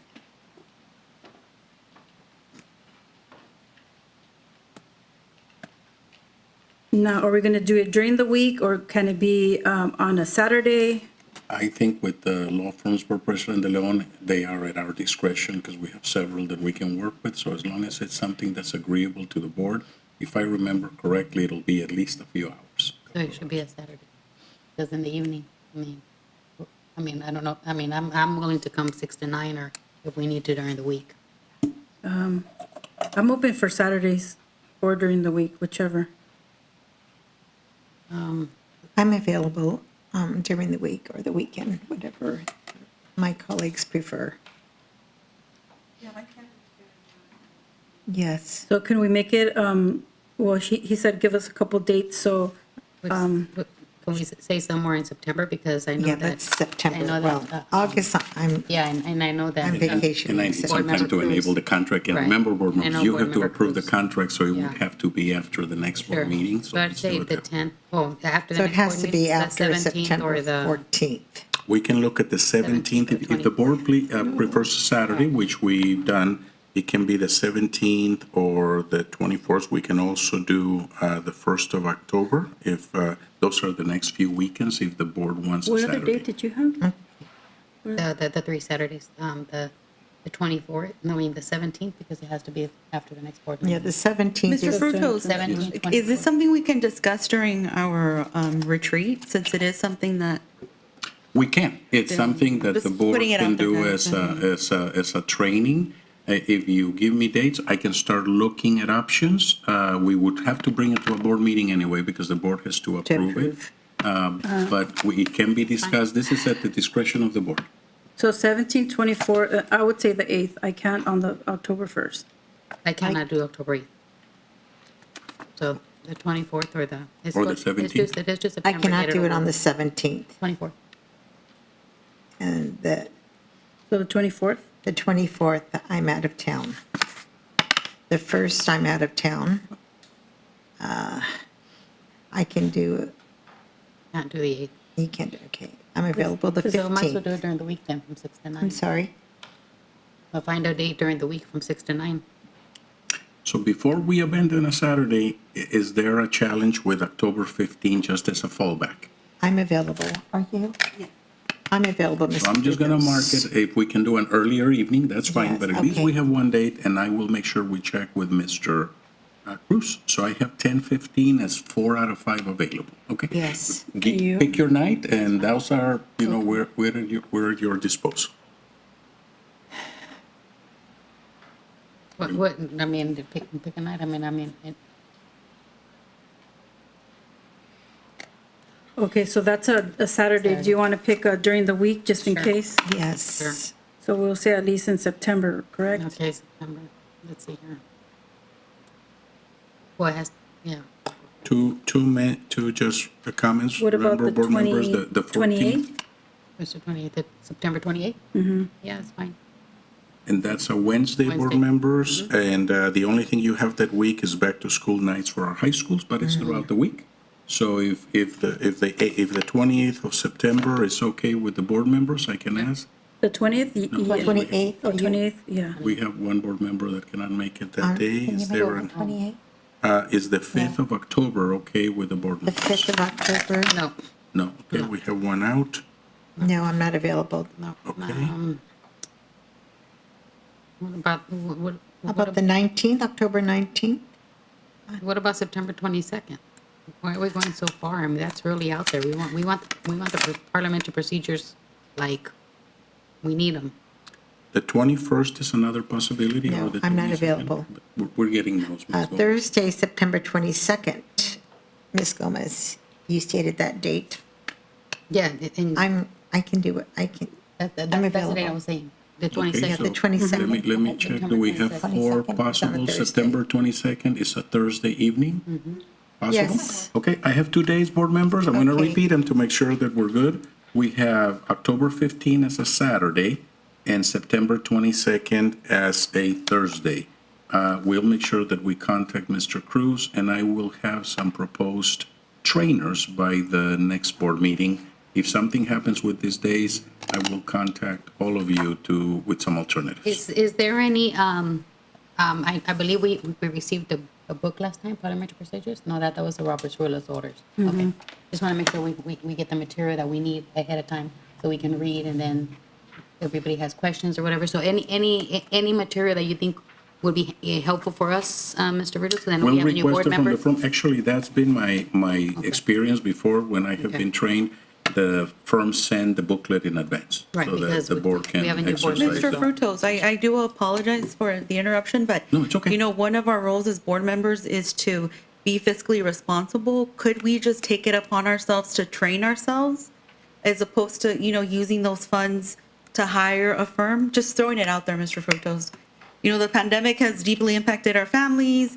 You know, we don't know what the drop in enrollment, we know what kind of impact it'll have. So again, right, just thinking of all that, could it just be something that we can take it upon ourselves, look up YouTube videos? So it's interesting, Ms. Cuarenta, I actually had that question in one of my prior districts, and there happens to be an association called the National Association of Parliamentarians, if I remember correctly, and they have web-based courses. So what I will do, I will make sure, board members, that we bring proposals from law firms and a web-based course. 'Cause if that organization is still around, I know that in that district, they preferred it to do it that way. I'll bring the proposals and the board decides. Sure, Thank you. no problem at all. Thank you. No problem at all. Okay, we're go ahead and moving on. 7.1, approval consent items 7.2 through 7.9. These items are considered routine and may be enacted by single motion. Any items needed discussion may be moved to the appropriate section of the agenda upon the request of any board member. May I have a motion? Board Member Gomez makes the motion. Martinez, second. And that's, Okay, is there discussion? Hold on, I just want to make sure, something. I did, our superintendent, Mr. Frutos, did send us, the contract services update report. I did ask for some more additional information. I know he emailed us today. I was driving, so I really have not seen the email, but I believe hopefully, it says that, yes, I will get the information that I requested, but I did not see it because I was driving. No, and I can clarify what I'm doing, board members, as you notice, we're getting good questions that are technical in nature, either at the dais or from you. We'll make sure we send it to everyone to clarify with Ms. Gomez. If you remember, we developed a report in light of the many questions we had with special ed reports. The questions that came this time are actually from our student services consultants. So I'm going to work with Ms. Gomez to, if we want to expand to more departments, we can do that, but that department would then have to develop these reports. Right now, we have focused on special ed. Some of the other questions, as I wrote to the board, had to do with dates and formatting, so we'll keep working. Thank you. I want to go ahead and make a motion to pull item 7.2, the personnel report, to be discussed in a separate action. Do you have a second? Second. Board member. Martinez, second. Yeah, she's second.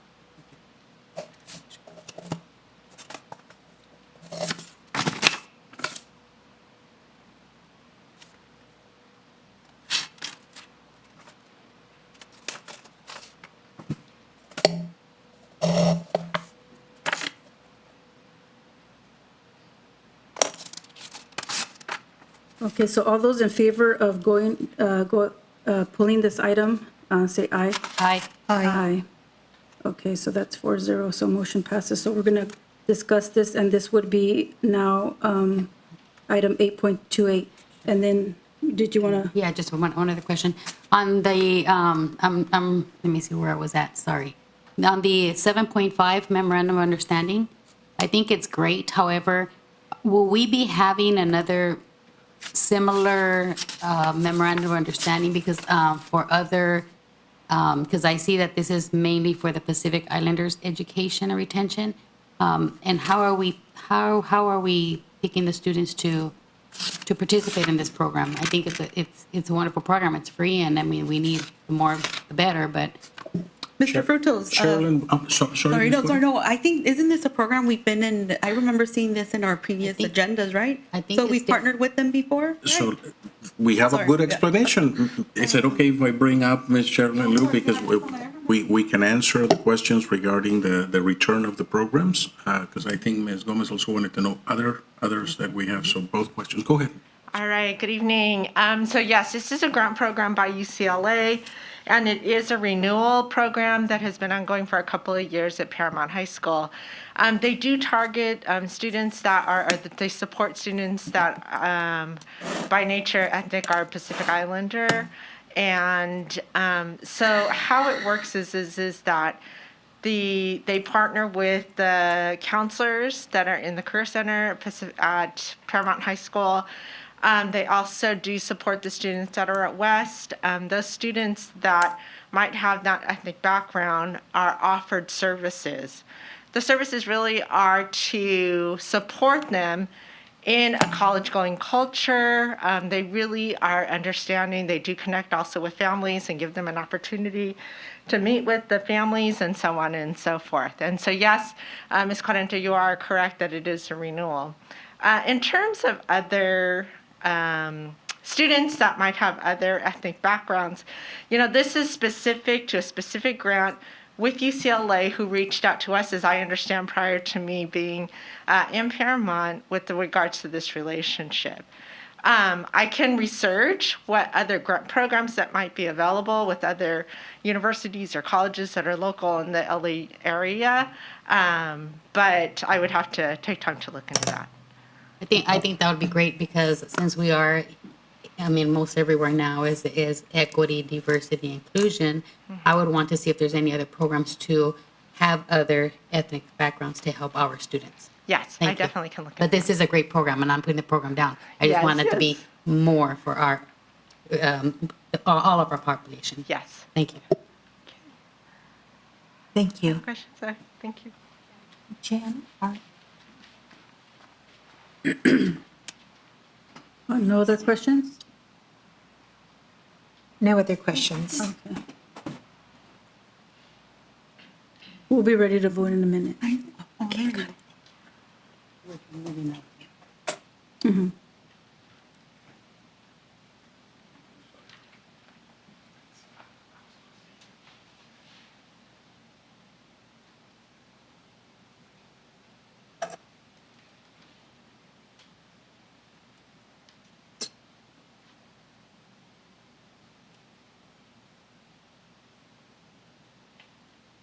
Okay. I lost it. I need help.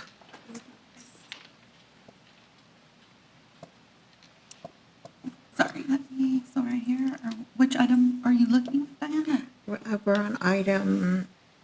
We're on consent items. So she's yeah, fine you're right here, there. fine, yeah. She's fine right there.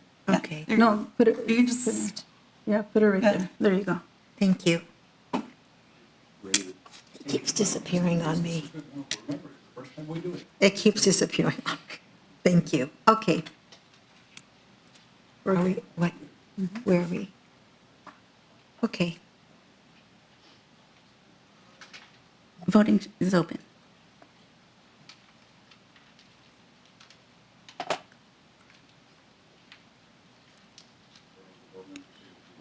Yes. Yes, all votes are in.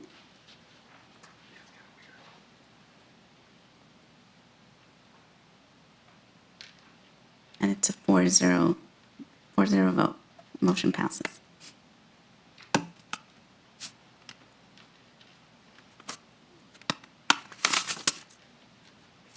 Next, we move to action items. 8.1, may I have a motion to approve Panorama Education, Inc.? Board Member Gomez makes a motion to approve. Martinez, second. Martinez, second. Is there discussion?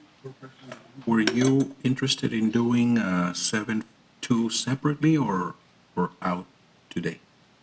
I pulled it for an action item. So do we wait until 8? Excellent, thank you, we're good. Okay, so 8.1 has been motioned by Board Member Gomez, seconded by Vice President Martinez. Is there a discussion? Okay, we're ready to vote. Okay, voting is open.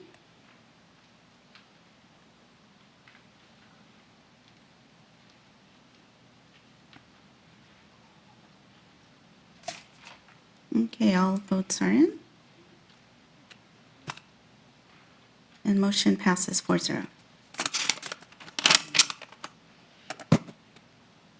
Next. Next item is 8.2, Resolution 22-10, institutional membership for the 2022-23 school year. May I have a motion? Board Member Gomez makes the motion. Martinez, second. Is there a discussion? Yes, I have a question. Are we members of all these institutions, or just, how do we, do we pick and choose them, or how does that go? And I'm going to turn it over to, This is a long laundry list of the possibilities, but based on the needs from the different departments, from business, HR, educational services, the board, if they see value in joining, then we have the okay and have memberships with the organizations. So as of, well, probably as of now, we don't have any, but as of, let's just, the prior fiscal year, let's just say, how many of these were we? Because we get a list like this every year, but we never get a list of which ones are we really in. So I would like to ask our superintendent to please give the board exactly which ones are we members of? can we, Yes. because membership sometimes is not the definition, may I, and I think you're going to agree, Ms. Gomez, can we say those organizations that we're active with for last year? That's fine. Okay, perfect. That's almost the same, but yes. Yes. Yes, because I requested that on 8/4/22. So yeah, that way we know, and if we're interested, because I know it did stipulate the district may belong as in institutional members. So then if we're interested, that's something that we could join.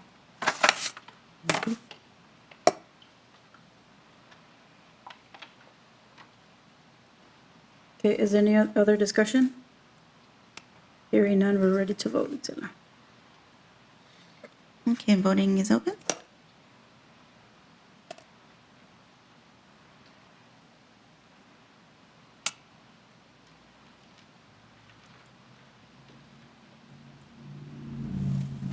Okay, all votes are in.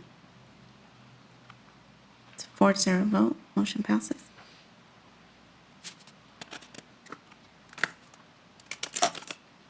Next, we have item 8.3, approval of job description established of and employment authorization for a new position of school administrator. May I have a motion? Board Member Gomez makes the motion. May I have a second? I just have a quick question. Yes, go ahead. We have a discussion. I just have a quick question. where do we get these job descriptions from? Is there like a bank? I call it a bank, but let's just say LACO has all these job descriptions that when we need one, we go and pull it out and they say, okay, this is the way the job description is, or how do we know exactly what? Dr. Morales, would you like to talk about our? Sure. bank? We develop it based on what we believe the need is. It could have, we might look at other districts to see what if they have similar positions. We may look at other positions to see how it falls in line, but really taking a look to see what similar jobs have as within the district and what we believe the need will be for the individual supporting our students in this way. So the ultimately, the LACO doesn't have anything to do with this then? They took it They to do look not. over. I just have a comment. I want to thank our Director of Student Services, Robin Paget, because in addition to her job as Director of Student Services, she took on, it wasn't called Virtual Academy, but she took on those students that were on distance learning during this pandemic. So I thank her. Hopefully we don't owe you any money. But thank you from the bottom of my heart. Thank you. Because that shows that you were working for at least 2 people. Thank you. Okay, are we ready to vote? Yes. Okay, yes.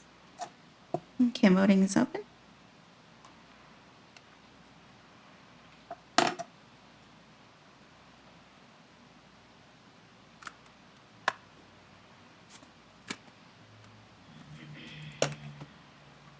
Okay, all the votes are in. And motion passes 4-0. Okay, next we have 8.4, salary increase for substitute teachers. May I have a motion? Motion to approve. Board Member Gomez seconds. Is there discussion? I just have one question, and I know the new rate, but when April O'Connor and the other young lady came up to speak, these new rates, are we competitive with our neighborhood schools?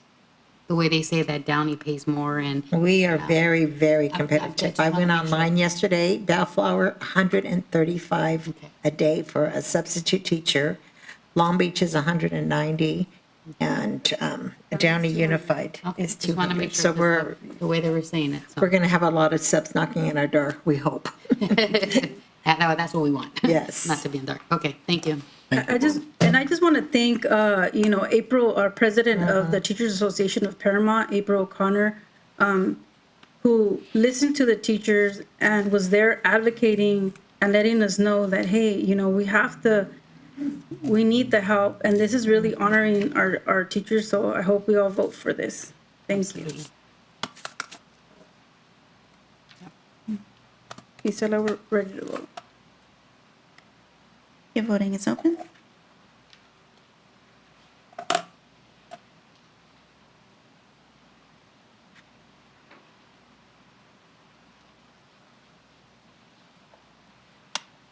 All votes are in.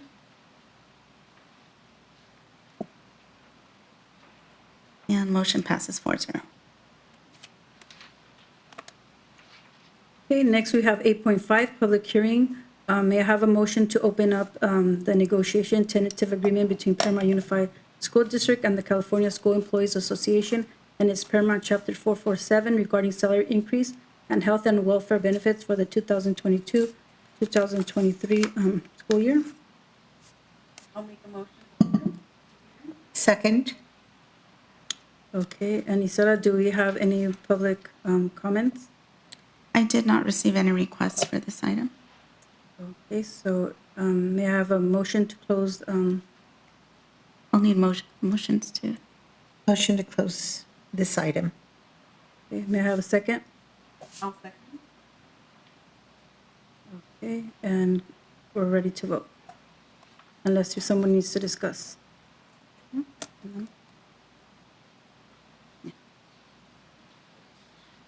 Okay, and voting is open.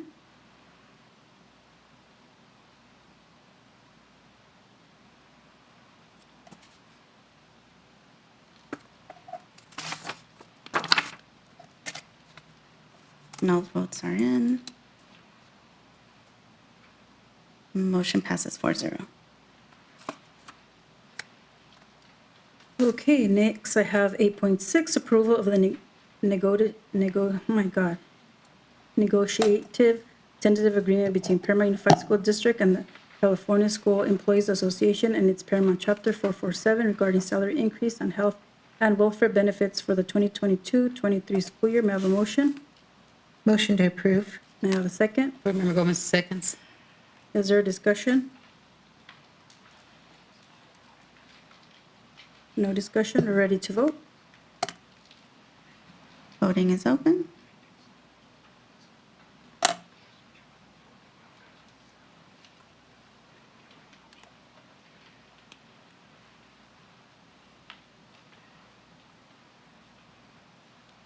All votes are in, and motion passes 4-0. Okay, next we have 8.7.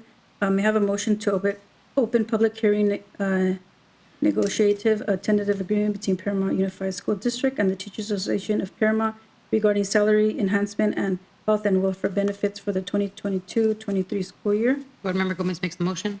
May I have a second? Martinez, second. Stella, do we have any public comments? I did not receive any requests for this item. Okay, may I have a motion to close? Motion to close the public hearing. Board Member Gomez seconds. Is there discussion? Gisela, we're ready to vote. Voting is open.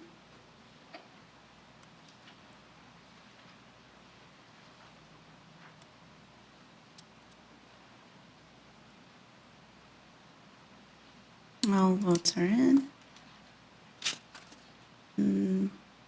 Motion passes 4-0. Next is 8.8, approval of the negotiated tentative agreement between Paramount Unified School District and the Teachers Association of Paramount regarding salary enhancement and health and welfare benefits for the 22-23 school year. May I have a motion? Board Member Gomez makes the motion. May I have a second? Martinez, second. Okay, is there discussion? We're ready to vote. Okay, voting is open.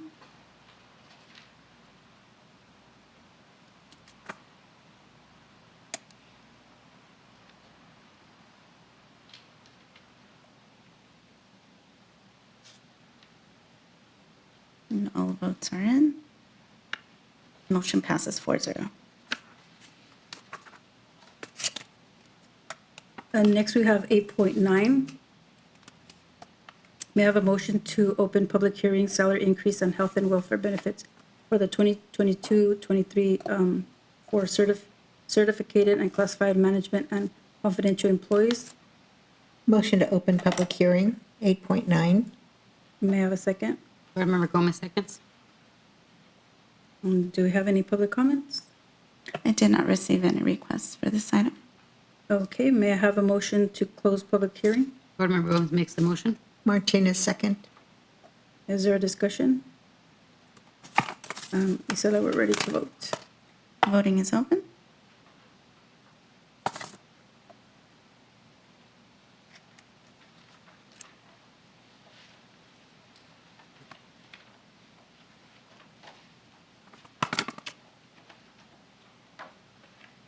All votes are in. Motion passes 4-0.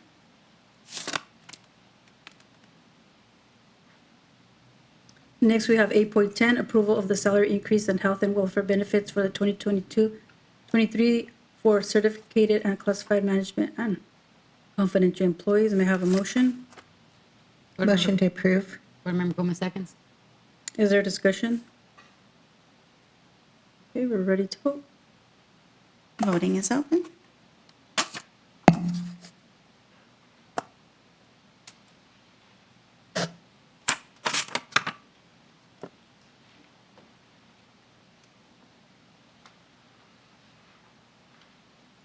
All votes are in. Motion passes 4-0.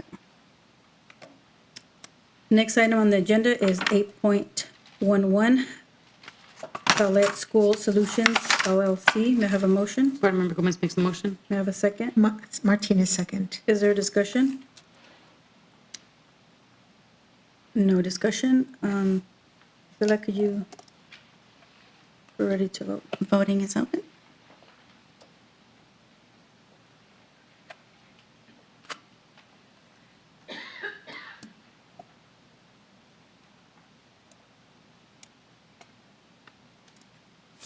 Votes are in.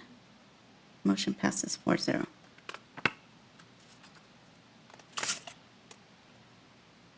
Next item is 8.12, new course work experience education exploration course. May I have a motion? Board Member Gomez makes the motion. May I have a second?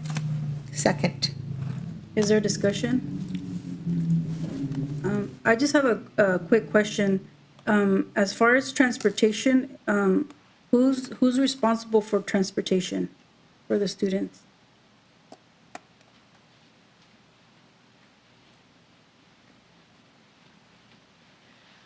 So I have been able to confirm that the district is still receiving the Metro bus passes. So part of the exploratory course and the general course that I've talked to Ms. Perez about will be included as part of travel training.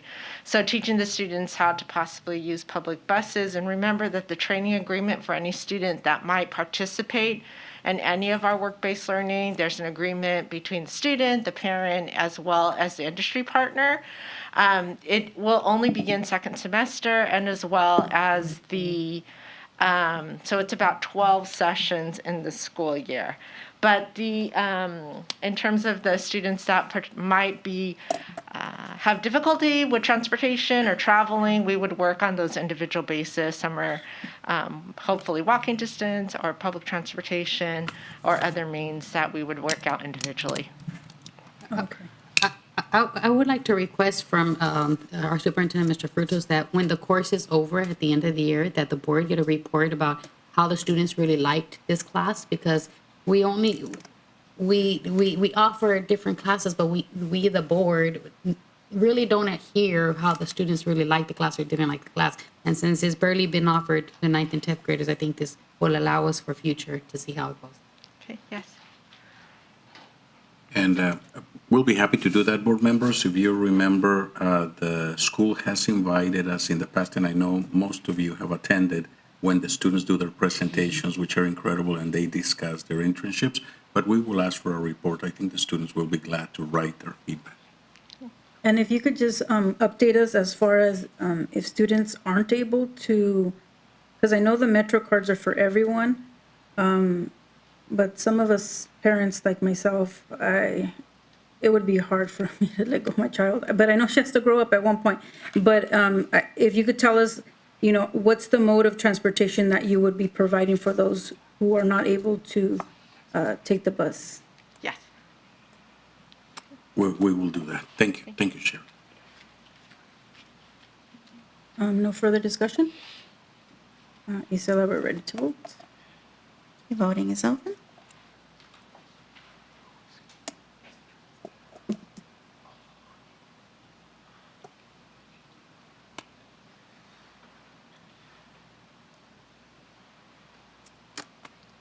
And all votes are in.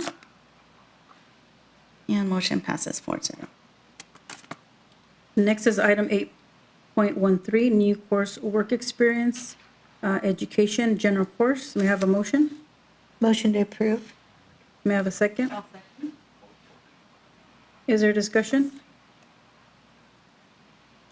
You said that we're ready to vote. Voting is open.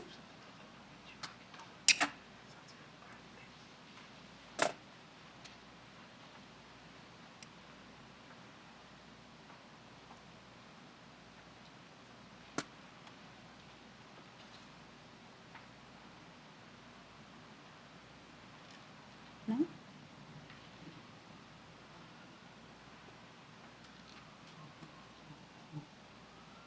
Yes, sorry.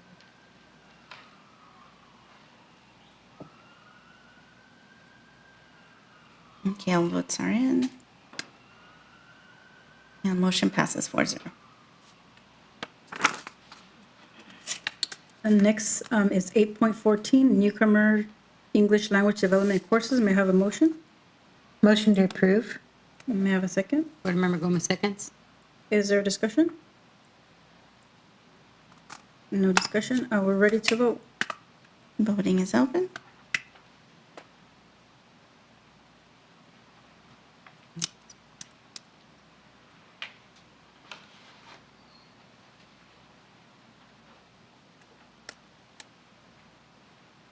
And all votes are in. It's probably too late to. The motion passes 4-0. I mean, I know the votes and that's good, but it's not going to change my vote. It's fine. Just for the record. Just for the yes. May I just say something for the record? I noticed that it's published in the Los Angeles Press Telegram on the 26th.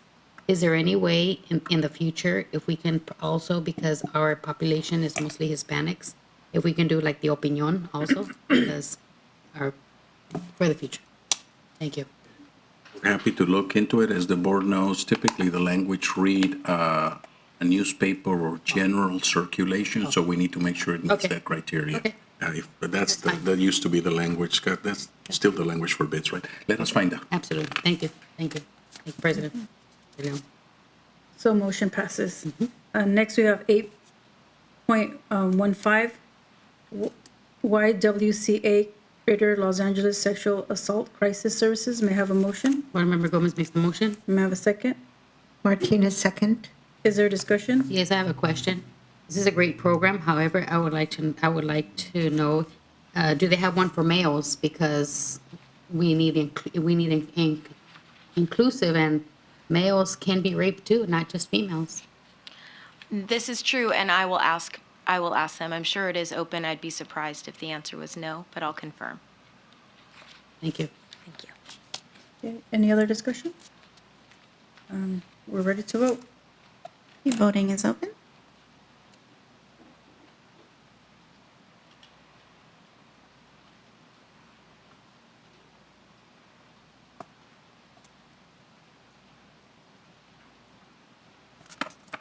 All votes are in.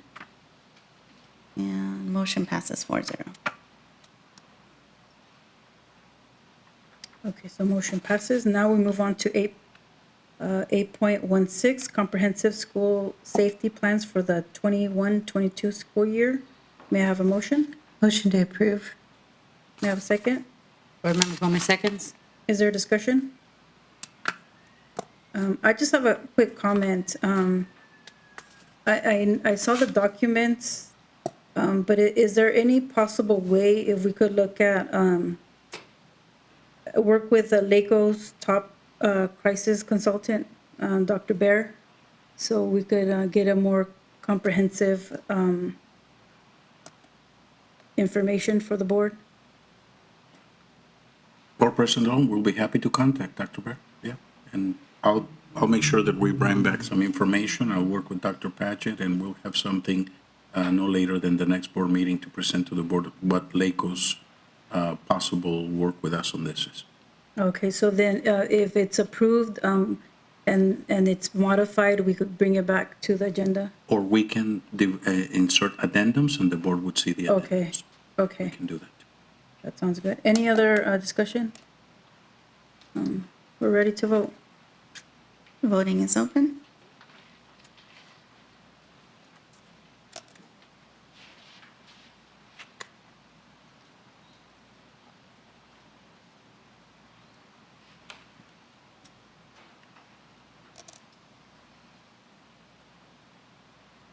All votes are in. Motion passes 4-0. Okay, next we have 8.17, Ascend Rehab Service Inc. May I have a motion? Motion to approve. May I have a second? Is there a discussion? Isela, we're ready to vote. Okay, voting is open.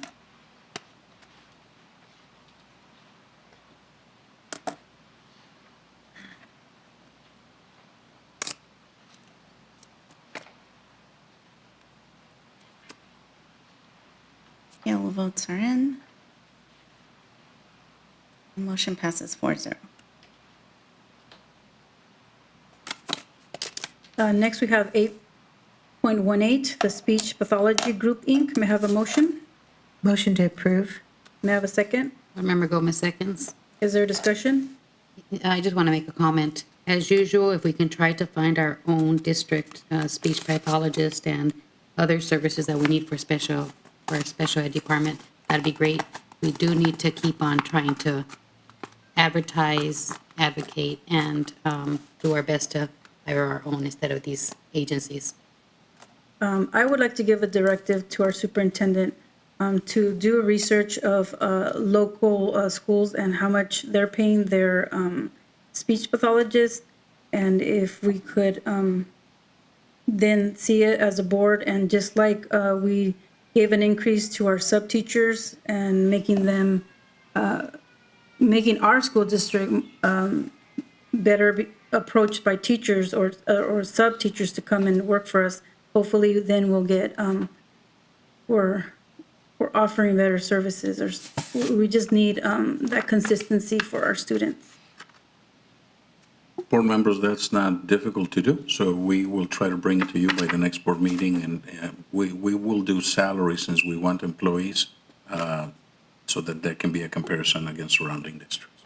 Thank you. Is there any other discussion? Adding to that, can we also find out what other sites districts are also hosting their job sites? They may be hosting them at other places versus our usual place that we do it. Thank you. That actually reminds me, when I met with the superintendent on August 4th, I believe, we discussed thinking outside the box, and also I know the teacher that I work with, everybody wants her. LACO somehow is, trying to get her in all these different schools. So I know that that's something that if we need to do, we need to move on and get the people that we need to better service our students.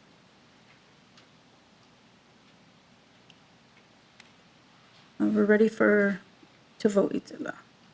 Okay, voting is open.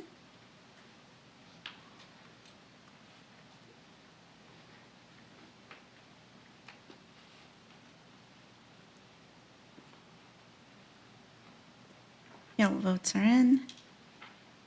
And motion passes 4-0. Okay, next we have 8.19, Gallardo Speech Pathology, Inc. May I have a motion? Motion to approve. May I have a second? Board Member Gomez seconds. I have board member. Oh, sorry. Go ahead. Cuarenta. I was flipping the page. That's okay. Do we have discussion? No discussion, we're ready to vote. Voting is open.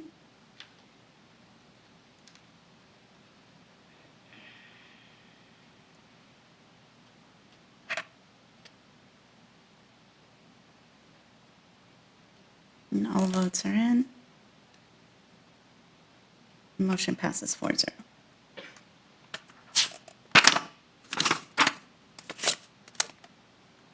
And next we have 8.20, oh my gosh. Ingenuity. I'm like, I could say it, I practice it, but I always have those words that sometimes just don't roll out of my tongue. Online courses, may I have a motion to approve? Motion to approve. May I have a second? Okay, is there a discussion? No discussion. Isela, we're ready to vote. Okay, voting is open.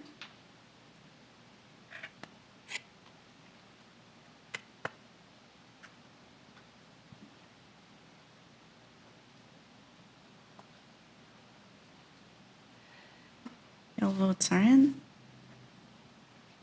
The motion passes 4-0. And next we have 8.21, Arts Education Collective Advancement Grant Program Agreement. May I have a motion? Motion to approve. May I have a second? Is there a discussion? No discussion, we're ready to vote. Okay, voting is open.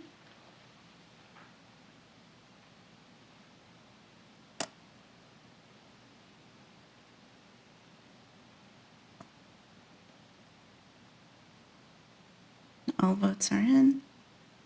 Motion passes 4-0. Next, we have item 8.22, notices of completion. May I have a motion to approve? Motion to approve. May I have a second? Is there a discussion? Hearing none, Isela, we're ready to vote. Okay, voting is open.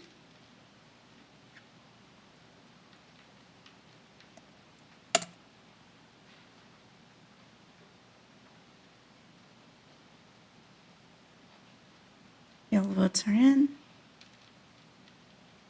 Motion passes 4-0.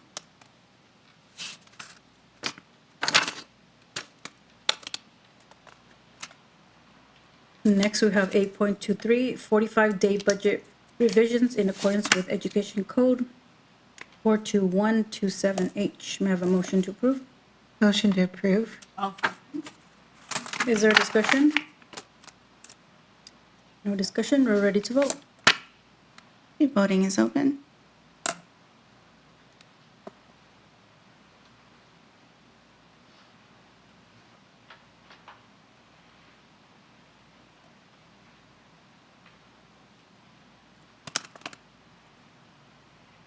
All votes are in. Motion passes 4-0.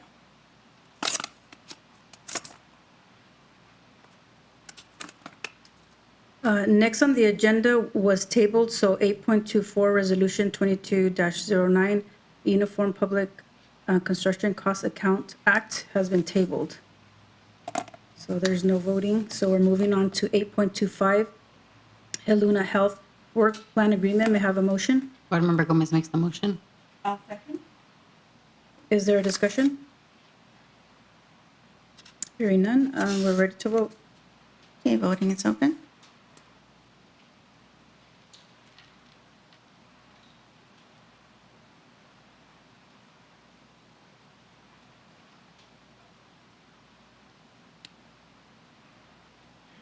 All votes are in. Motion passes 4-0.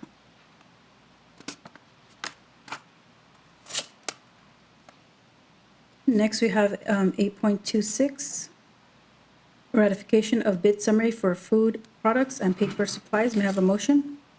Motion to approve. May I have a second? Okay, do we have a discussion? No discussion, we're ready to vote. And voting is open.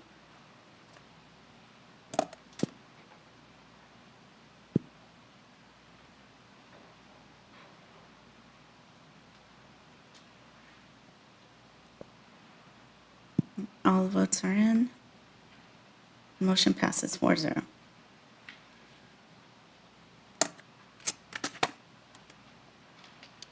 Next, we have item 8.27, revised resolutions 21-22 through 21 through 29, signatures authorization. Motion to approve. Do we have a second? Board Member Gomez makes second. Is there discussion? I just have a quick question. Because this is something we have already signed, but if I'm mistaken, please correct me. The purpose of it being back was to include our new board member, Eddie Cruz, or is this? We also have a new Director of Fiscal Services, so every time there's an updated authorized signatory, we have to do this. So if he's not here, he's absent, can he still sign? He can sign because the majority of the board approves Okay. it. And just to be sure, we'll double check, but I'm pretty certain that the majority of the board will give authority regardless of his presence. And the same goes for our directors that are new to the district. Okay, any other discussion? Okay, we'll go ahead and vote. Okay, voting is open.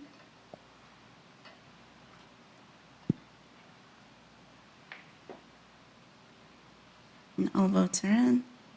Motion passes 4-0. And board members will double check with Laco and Legal. If for whatever reason he couldn't be made a signatory tonight, we will bring it back at the next board meeting. Okay, and then this is where you're like, well, technology doesn't help us all the time, but at any rate, we have item which would be 8.28, which is Personnel Report 22-02. If I may have a motion to open. Board Member Gomez makes the motion to open.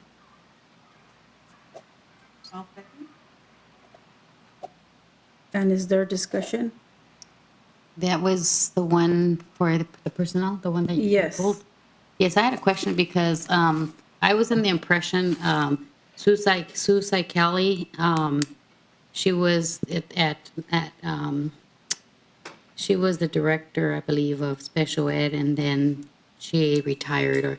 And so we had a meeting, Board President De Leon, myself, Superintendent Mr. Frutos, and Mercedes, who's sorry, Mercedes, I forgot your title, Assistant Superintendent, please accept my apologies for forgetting.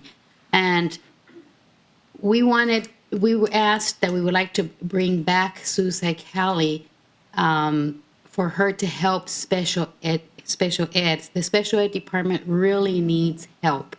Now, when I see this on this contract, on this personnel file, it says substitute administrator. To me, a substitute administrator is we're going to call the person, no matter if it's her, any employee.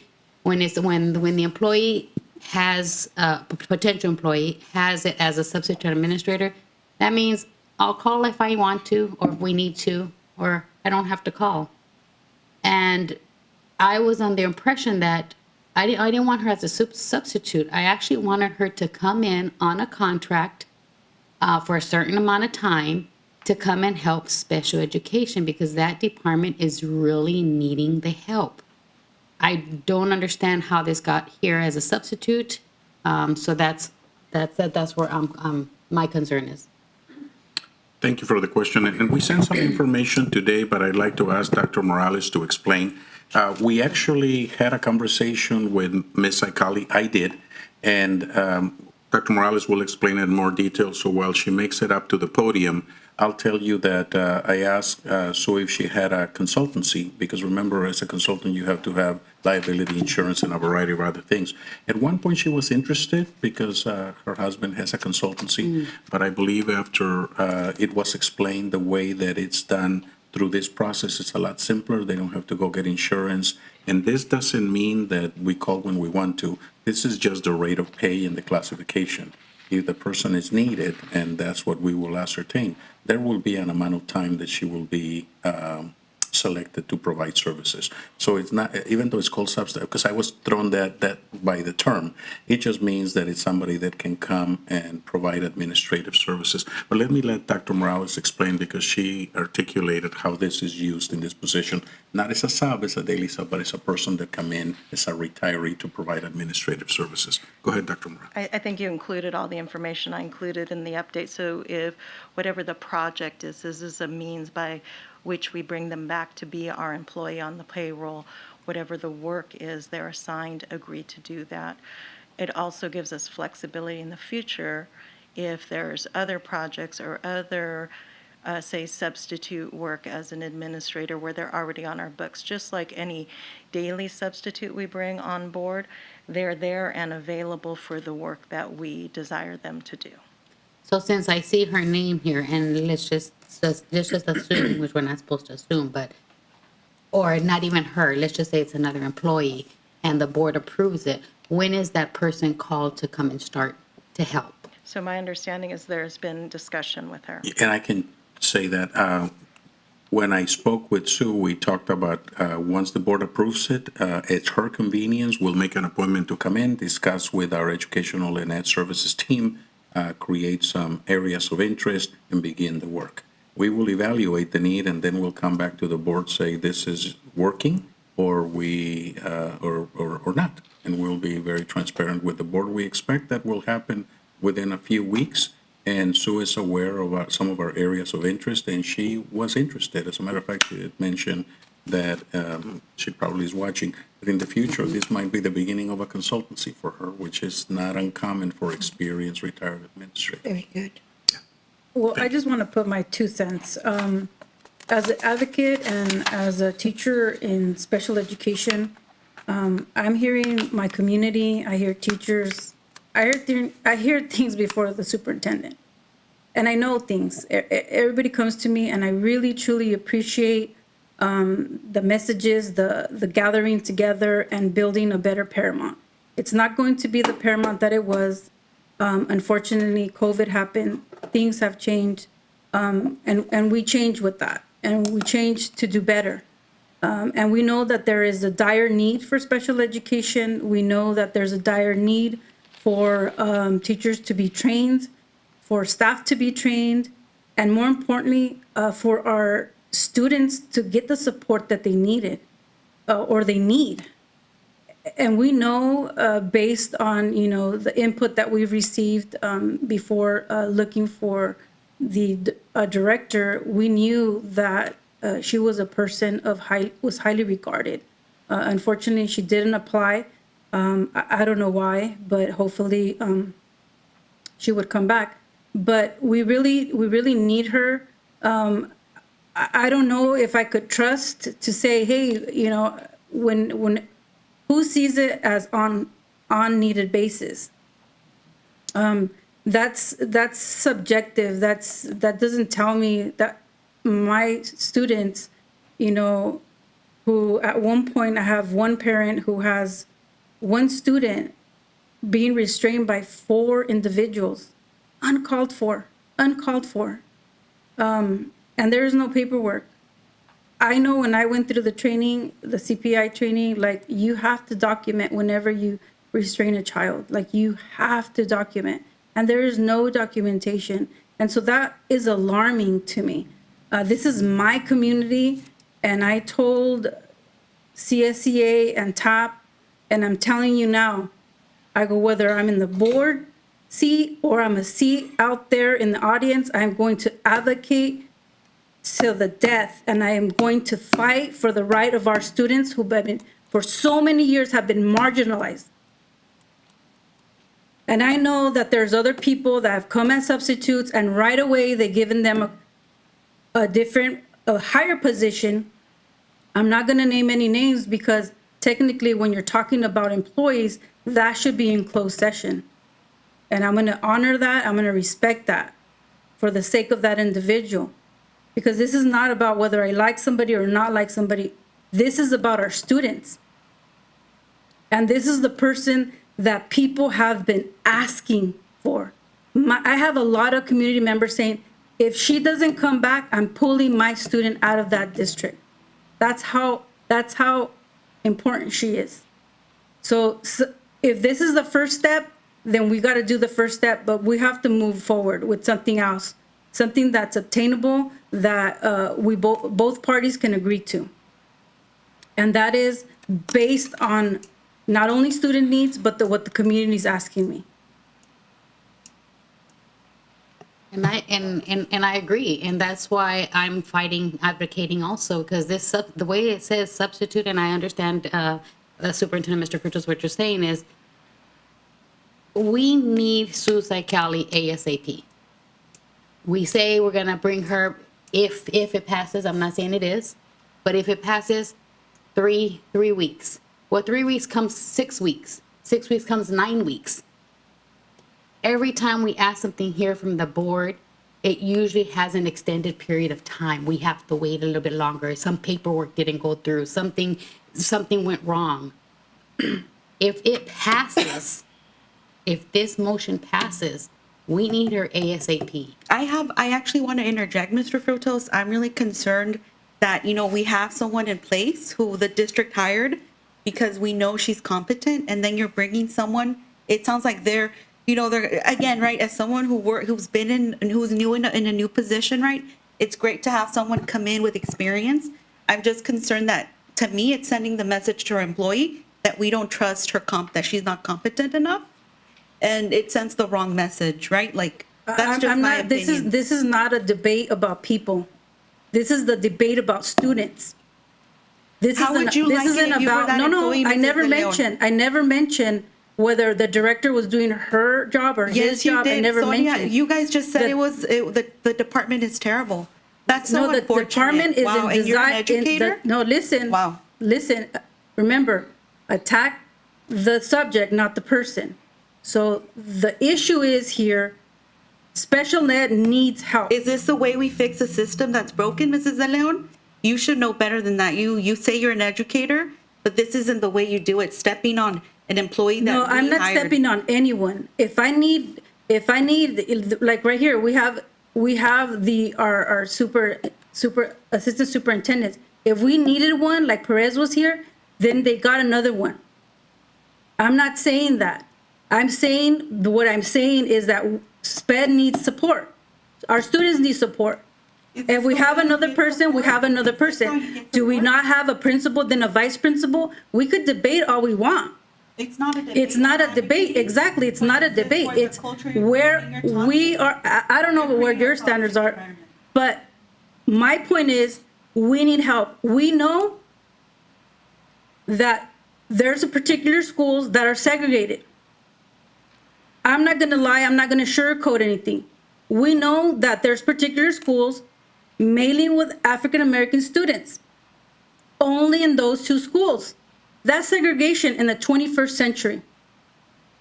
We have our SPED students in a particular school, more than other, segregated again. We wonder why we can't mainstream them. Well, because they're all segregated, then we don't have the capacity to mainstream them, but that's me as an educational specialist. I know that. That's me speaking because I'm here as a vessel to advocate for my community. So whether people misconstrue what I'm saying, that's not the issue. The issue is our students need help. Now, if there was other people that we can replicate, wonderful. But this is what my community is asking for. And I'm going to listen because they voted me in. So they trust in me. So I am going to give it my 120%, and I'll be darned if I don't listen to my community. Whether it makes me look, oh my gosh, she's not being, quiet or no. I'm not here to be liked. I'm here to do a job, and I'm here to put students first. I said lots of things time and time again, and I'm tired of not listening. People don't listen. I've said, let's have pictures of all our students. Let's have our students with special needs be recognized. I don't see any child in mod severe in this boardroom, ever. And we advocated. And you know how it feels as a mother? That you have a child with needs and you will never, ever be recognized. That is uncalled for. That is not being equitable. So you talk to me and you put it to the test, and I'm telling you, you are not listening. It's about students first and what my community says. And whether I have to look like an idiot, I will do it 10,001 times, and I will bring this board down to its knees if I have to, but I will advocate, and I need her because that's what my community is asking for. This is no disrespect for the director. No disrespect. She has higher things that she needs to do, and she's going to do it. If she has the help, why not? Just like we have a superintendent and assistant superintendents, more than one. That doesn't dishonor Mr. Frutos. A vice principal and a principal, that doesn't dishonor the principal.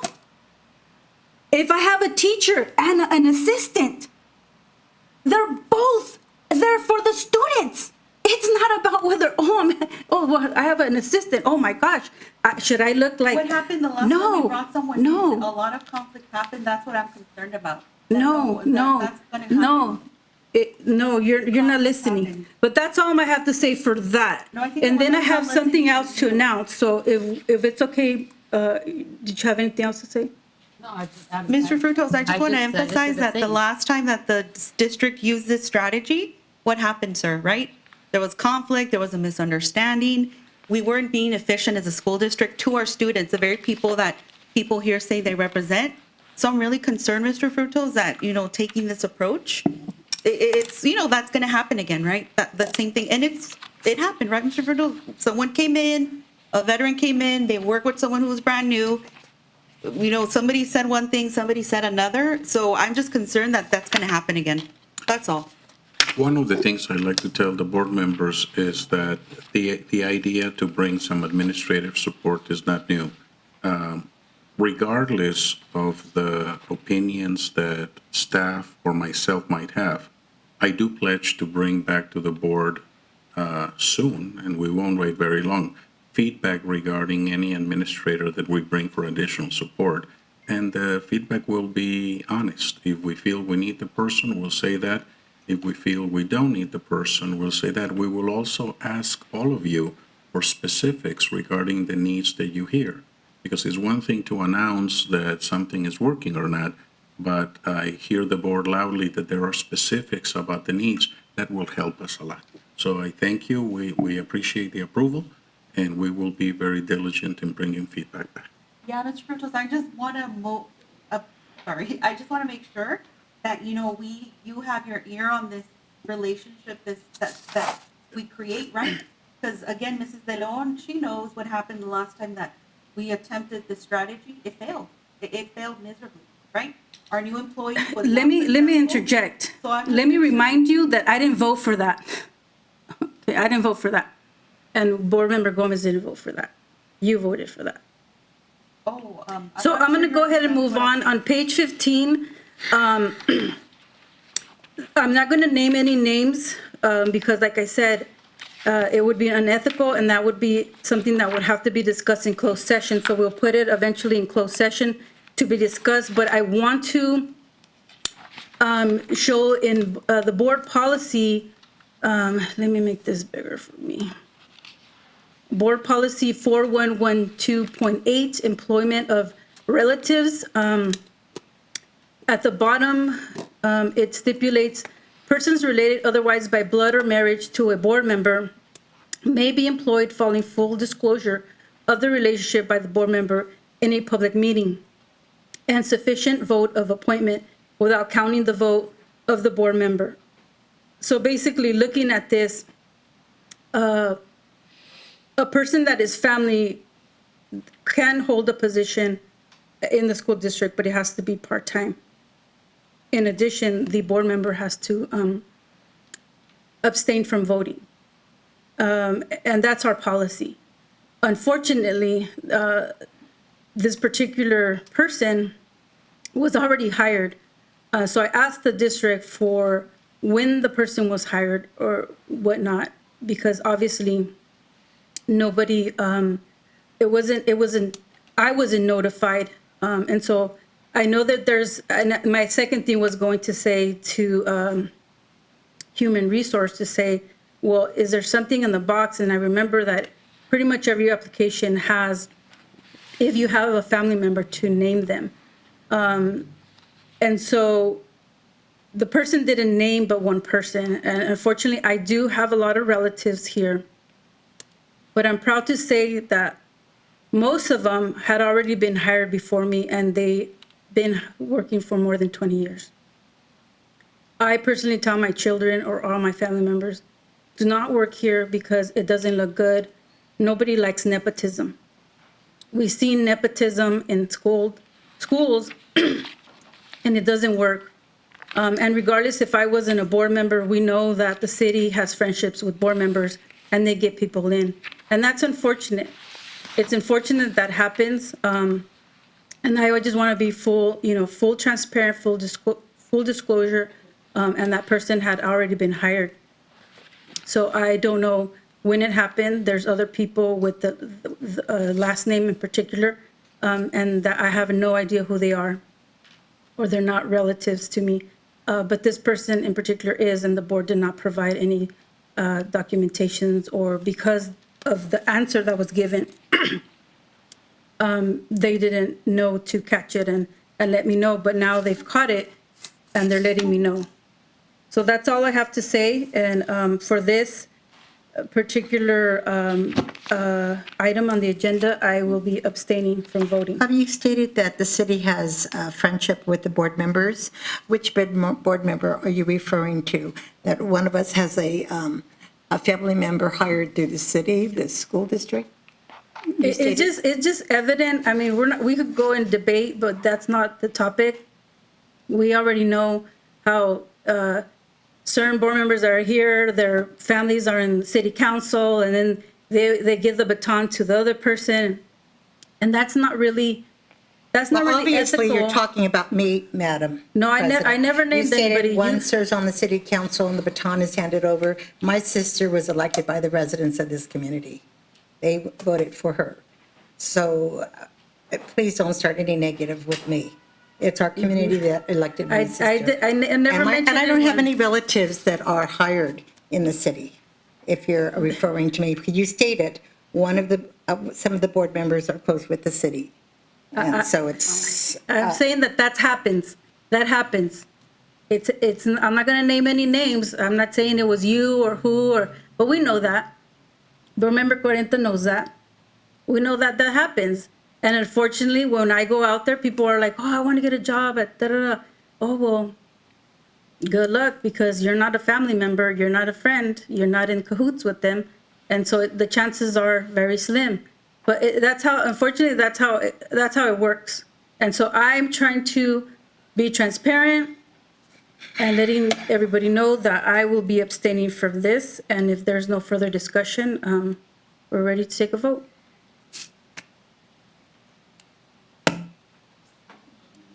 Are we, hold on, I need to verify what we're voting on. It's 8.2A, which would be technically 7.2 personnel reports. But then what about I need clarification on Suicide Alley before I say yes, because I mean, I can say yes to all of it except for that. Well, my recommendation, board members, is this is the way our recommendation is to bring Ms. Saikali. I will not wait 3 weeks to talk to her. I will call her tomorrow. And this is the process to bring an administrator that, one, doesn't have a consultancy. And we clarify with the board that this is not a substitute here and there. If she is needed, she will come for an extended period of time. But I'm also pledging to talk to the board members about specific needs to make sure that this person is needed. So the title is less important than the fact that if she's needed, she will be here for as long as necessary. And this title allows us to do that.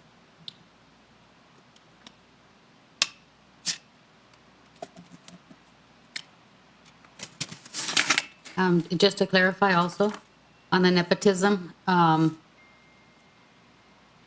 there is a lot of nepotism, and it's not just here, it's everywhere. I mean, not just the school, not just the school board, it's companies and stuff like that. But people are really, and this is not directly to you, Diane, at all. I'm just talking about the subject, nepotism. So don't think I'm talking about you, I'm not. I'm talking about just the word in general, nepotism. And what I would want from here on out, because if the rest of the board members looked at the whole personnel file, you would understand what President De Leon is saying. You just have to read it, catch it. That's what I'm saying when we get materials from the board that Isela and Viviana, they take their time, they put all this stuff together, and we really have to look at each page by page. I know what the board president De Leon is saying because I see it. Nepotism is here. We need to nip it. It doesn't matter who you are, what you are. It's not like the old days. The old days, you can do that. Hey, mom, pop, work here. They're going to give me a job, a summer job. Let me go work there and get my work experience. No, we need to stop that. So that's my point is I understand where President De Leon is coming from. And for future, we need to just nip the nepotism. And if somebody is being hired and is a board member, that board member needs to know whether it's part-time, full-time, 3/4 of the time. So that way that board member is not surprised. And I understand this was probably like in 2019 where we were already on the board at that time. So let's just, for now on, try to nip the nepotism. But if by chance it happens, let that board member know. Thank you. I do want to clarify something. May I go on the record, sir? Just want to go on the record I do hope the special ed department is successful. But if we have another incident happen, right, like it happened in student services, then we can hold Mrs. De Leon accountable for creating that toxic environment. Thank you. I wanted to mention, board members, that I appreciate the opinions, and as the board members know, one of the more impacting efforts that we have made in the last couple of years is to not only involve the board in some of our decision makings regarding human resources, but actually include you in the process. I'm not a fan of either old practices or anything like that, but I can tell you in this case, the board needs to know that when employees do not inform us of something, there's no way for us to tell you. So if an employee fails to inform the district that they are related to any of you, you will not hear from us because there's no way we will be able to know. So I wanted to be crystal clear that unless we get notified, and the form clearly articulates that a notification has to take place. So we will pledge to inform you if we're notified, but if we're notified, there is no way for us to know. Thank you. And just for the record, the person I love, like I would die for this kid. But the thing is, you gotta stick to the issue. And the issue is that I have to be transparent, and that's bottom line.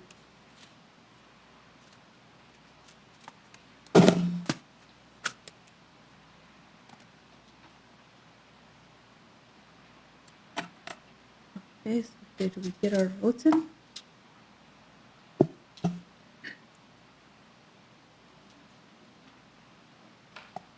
Okay, all votes are in.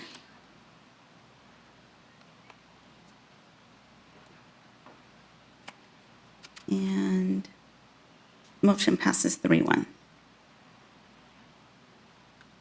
Okay, so next we move to conference items. 9.1, proposed revised board policy 5111. I probably gave enough, too many ones. It's 3 ones. 5111, admissions. Mr. Frutos? Yes, board member, I'd like to ask Ms. Cruz to come up if there are any questions. Rita, can you join us? And this is, as you know, board members, our first reading for board policy 5111 for admissions. Do you want to give a little background, Rita? Good evening. The background behind this revision to the board policy is to update our board policy to reflect the new TK admission birth dates, and that also goes for the following item that's related to admissions for transitional kindergarten. So basically, it's following CSBA guidelines to update the birth dates to reflect what's going to happen in the 22-23 school year, and beyond, actually, and beyond. And as usual the case, board members, after the first reading, we will bring it back for adoption, and we would encourage you to give us questions or comments regarding the policy, especially those elements that are being changed. Thank you. And we have one, the next one is also yours, right, Rita? Oh, yes, but it's really related to admissions because they go hand in hand. So with transitional kindergarten changing, the admissions board policy needed to be updated as well. Thank you. Thank you. Okay, so next we have announcements. 10.1, next meetings, Board Superintendent Governance Retreat, Saturday, August 13, 2022, at 9 a.m., and regular meeting Wednesday, September 14, 2022, at 6 p.m. And then next we have 10.2, employee comment per Government Code 54957. Gisela, are there any employees who would like to provide comments? I didn't receive any request for this item.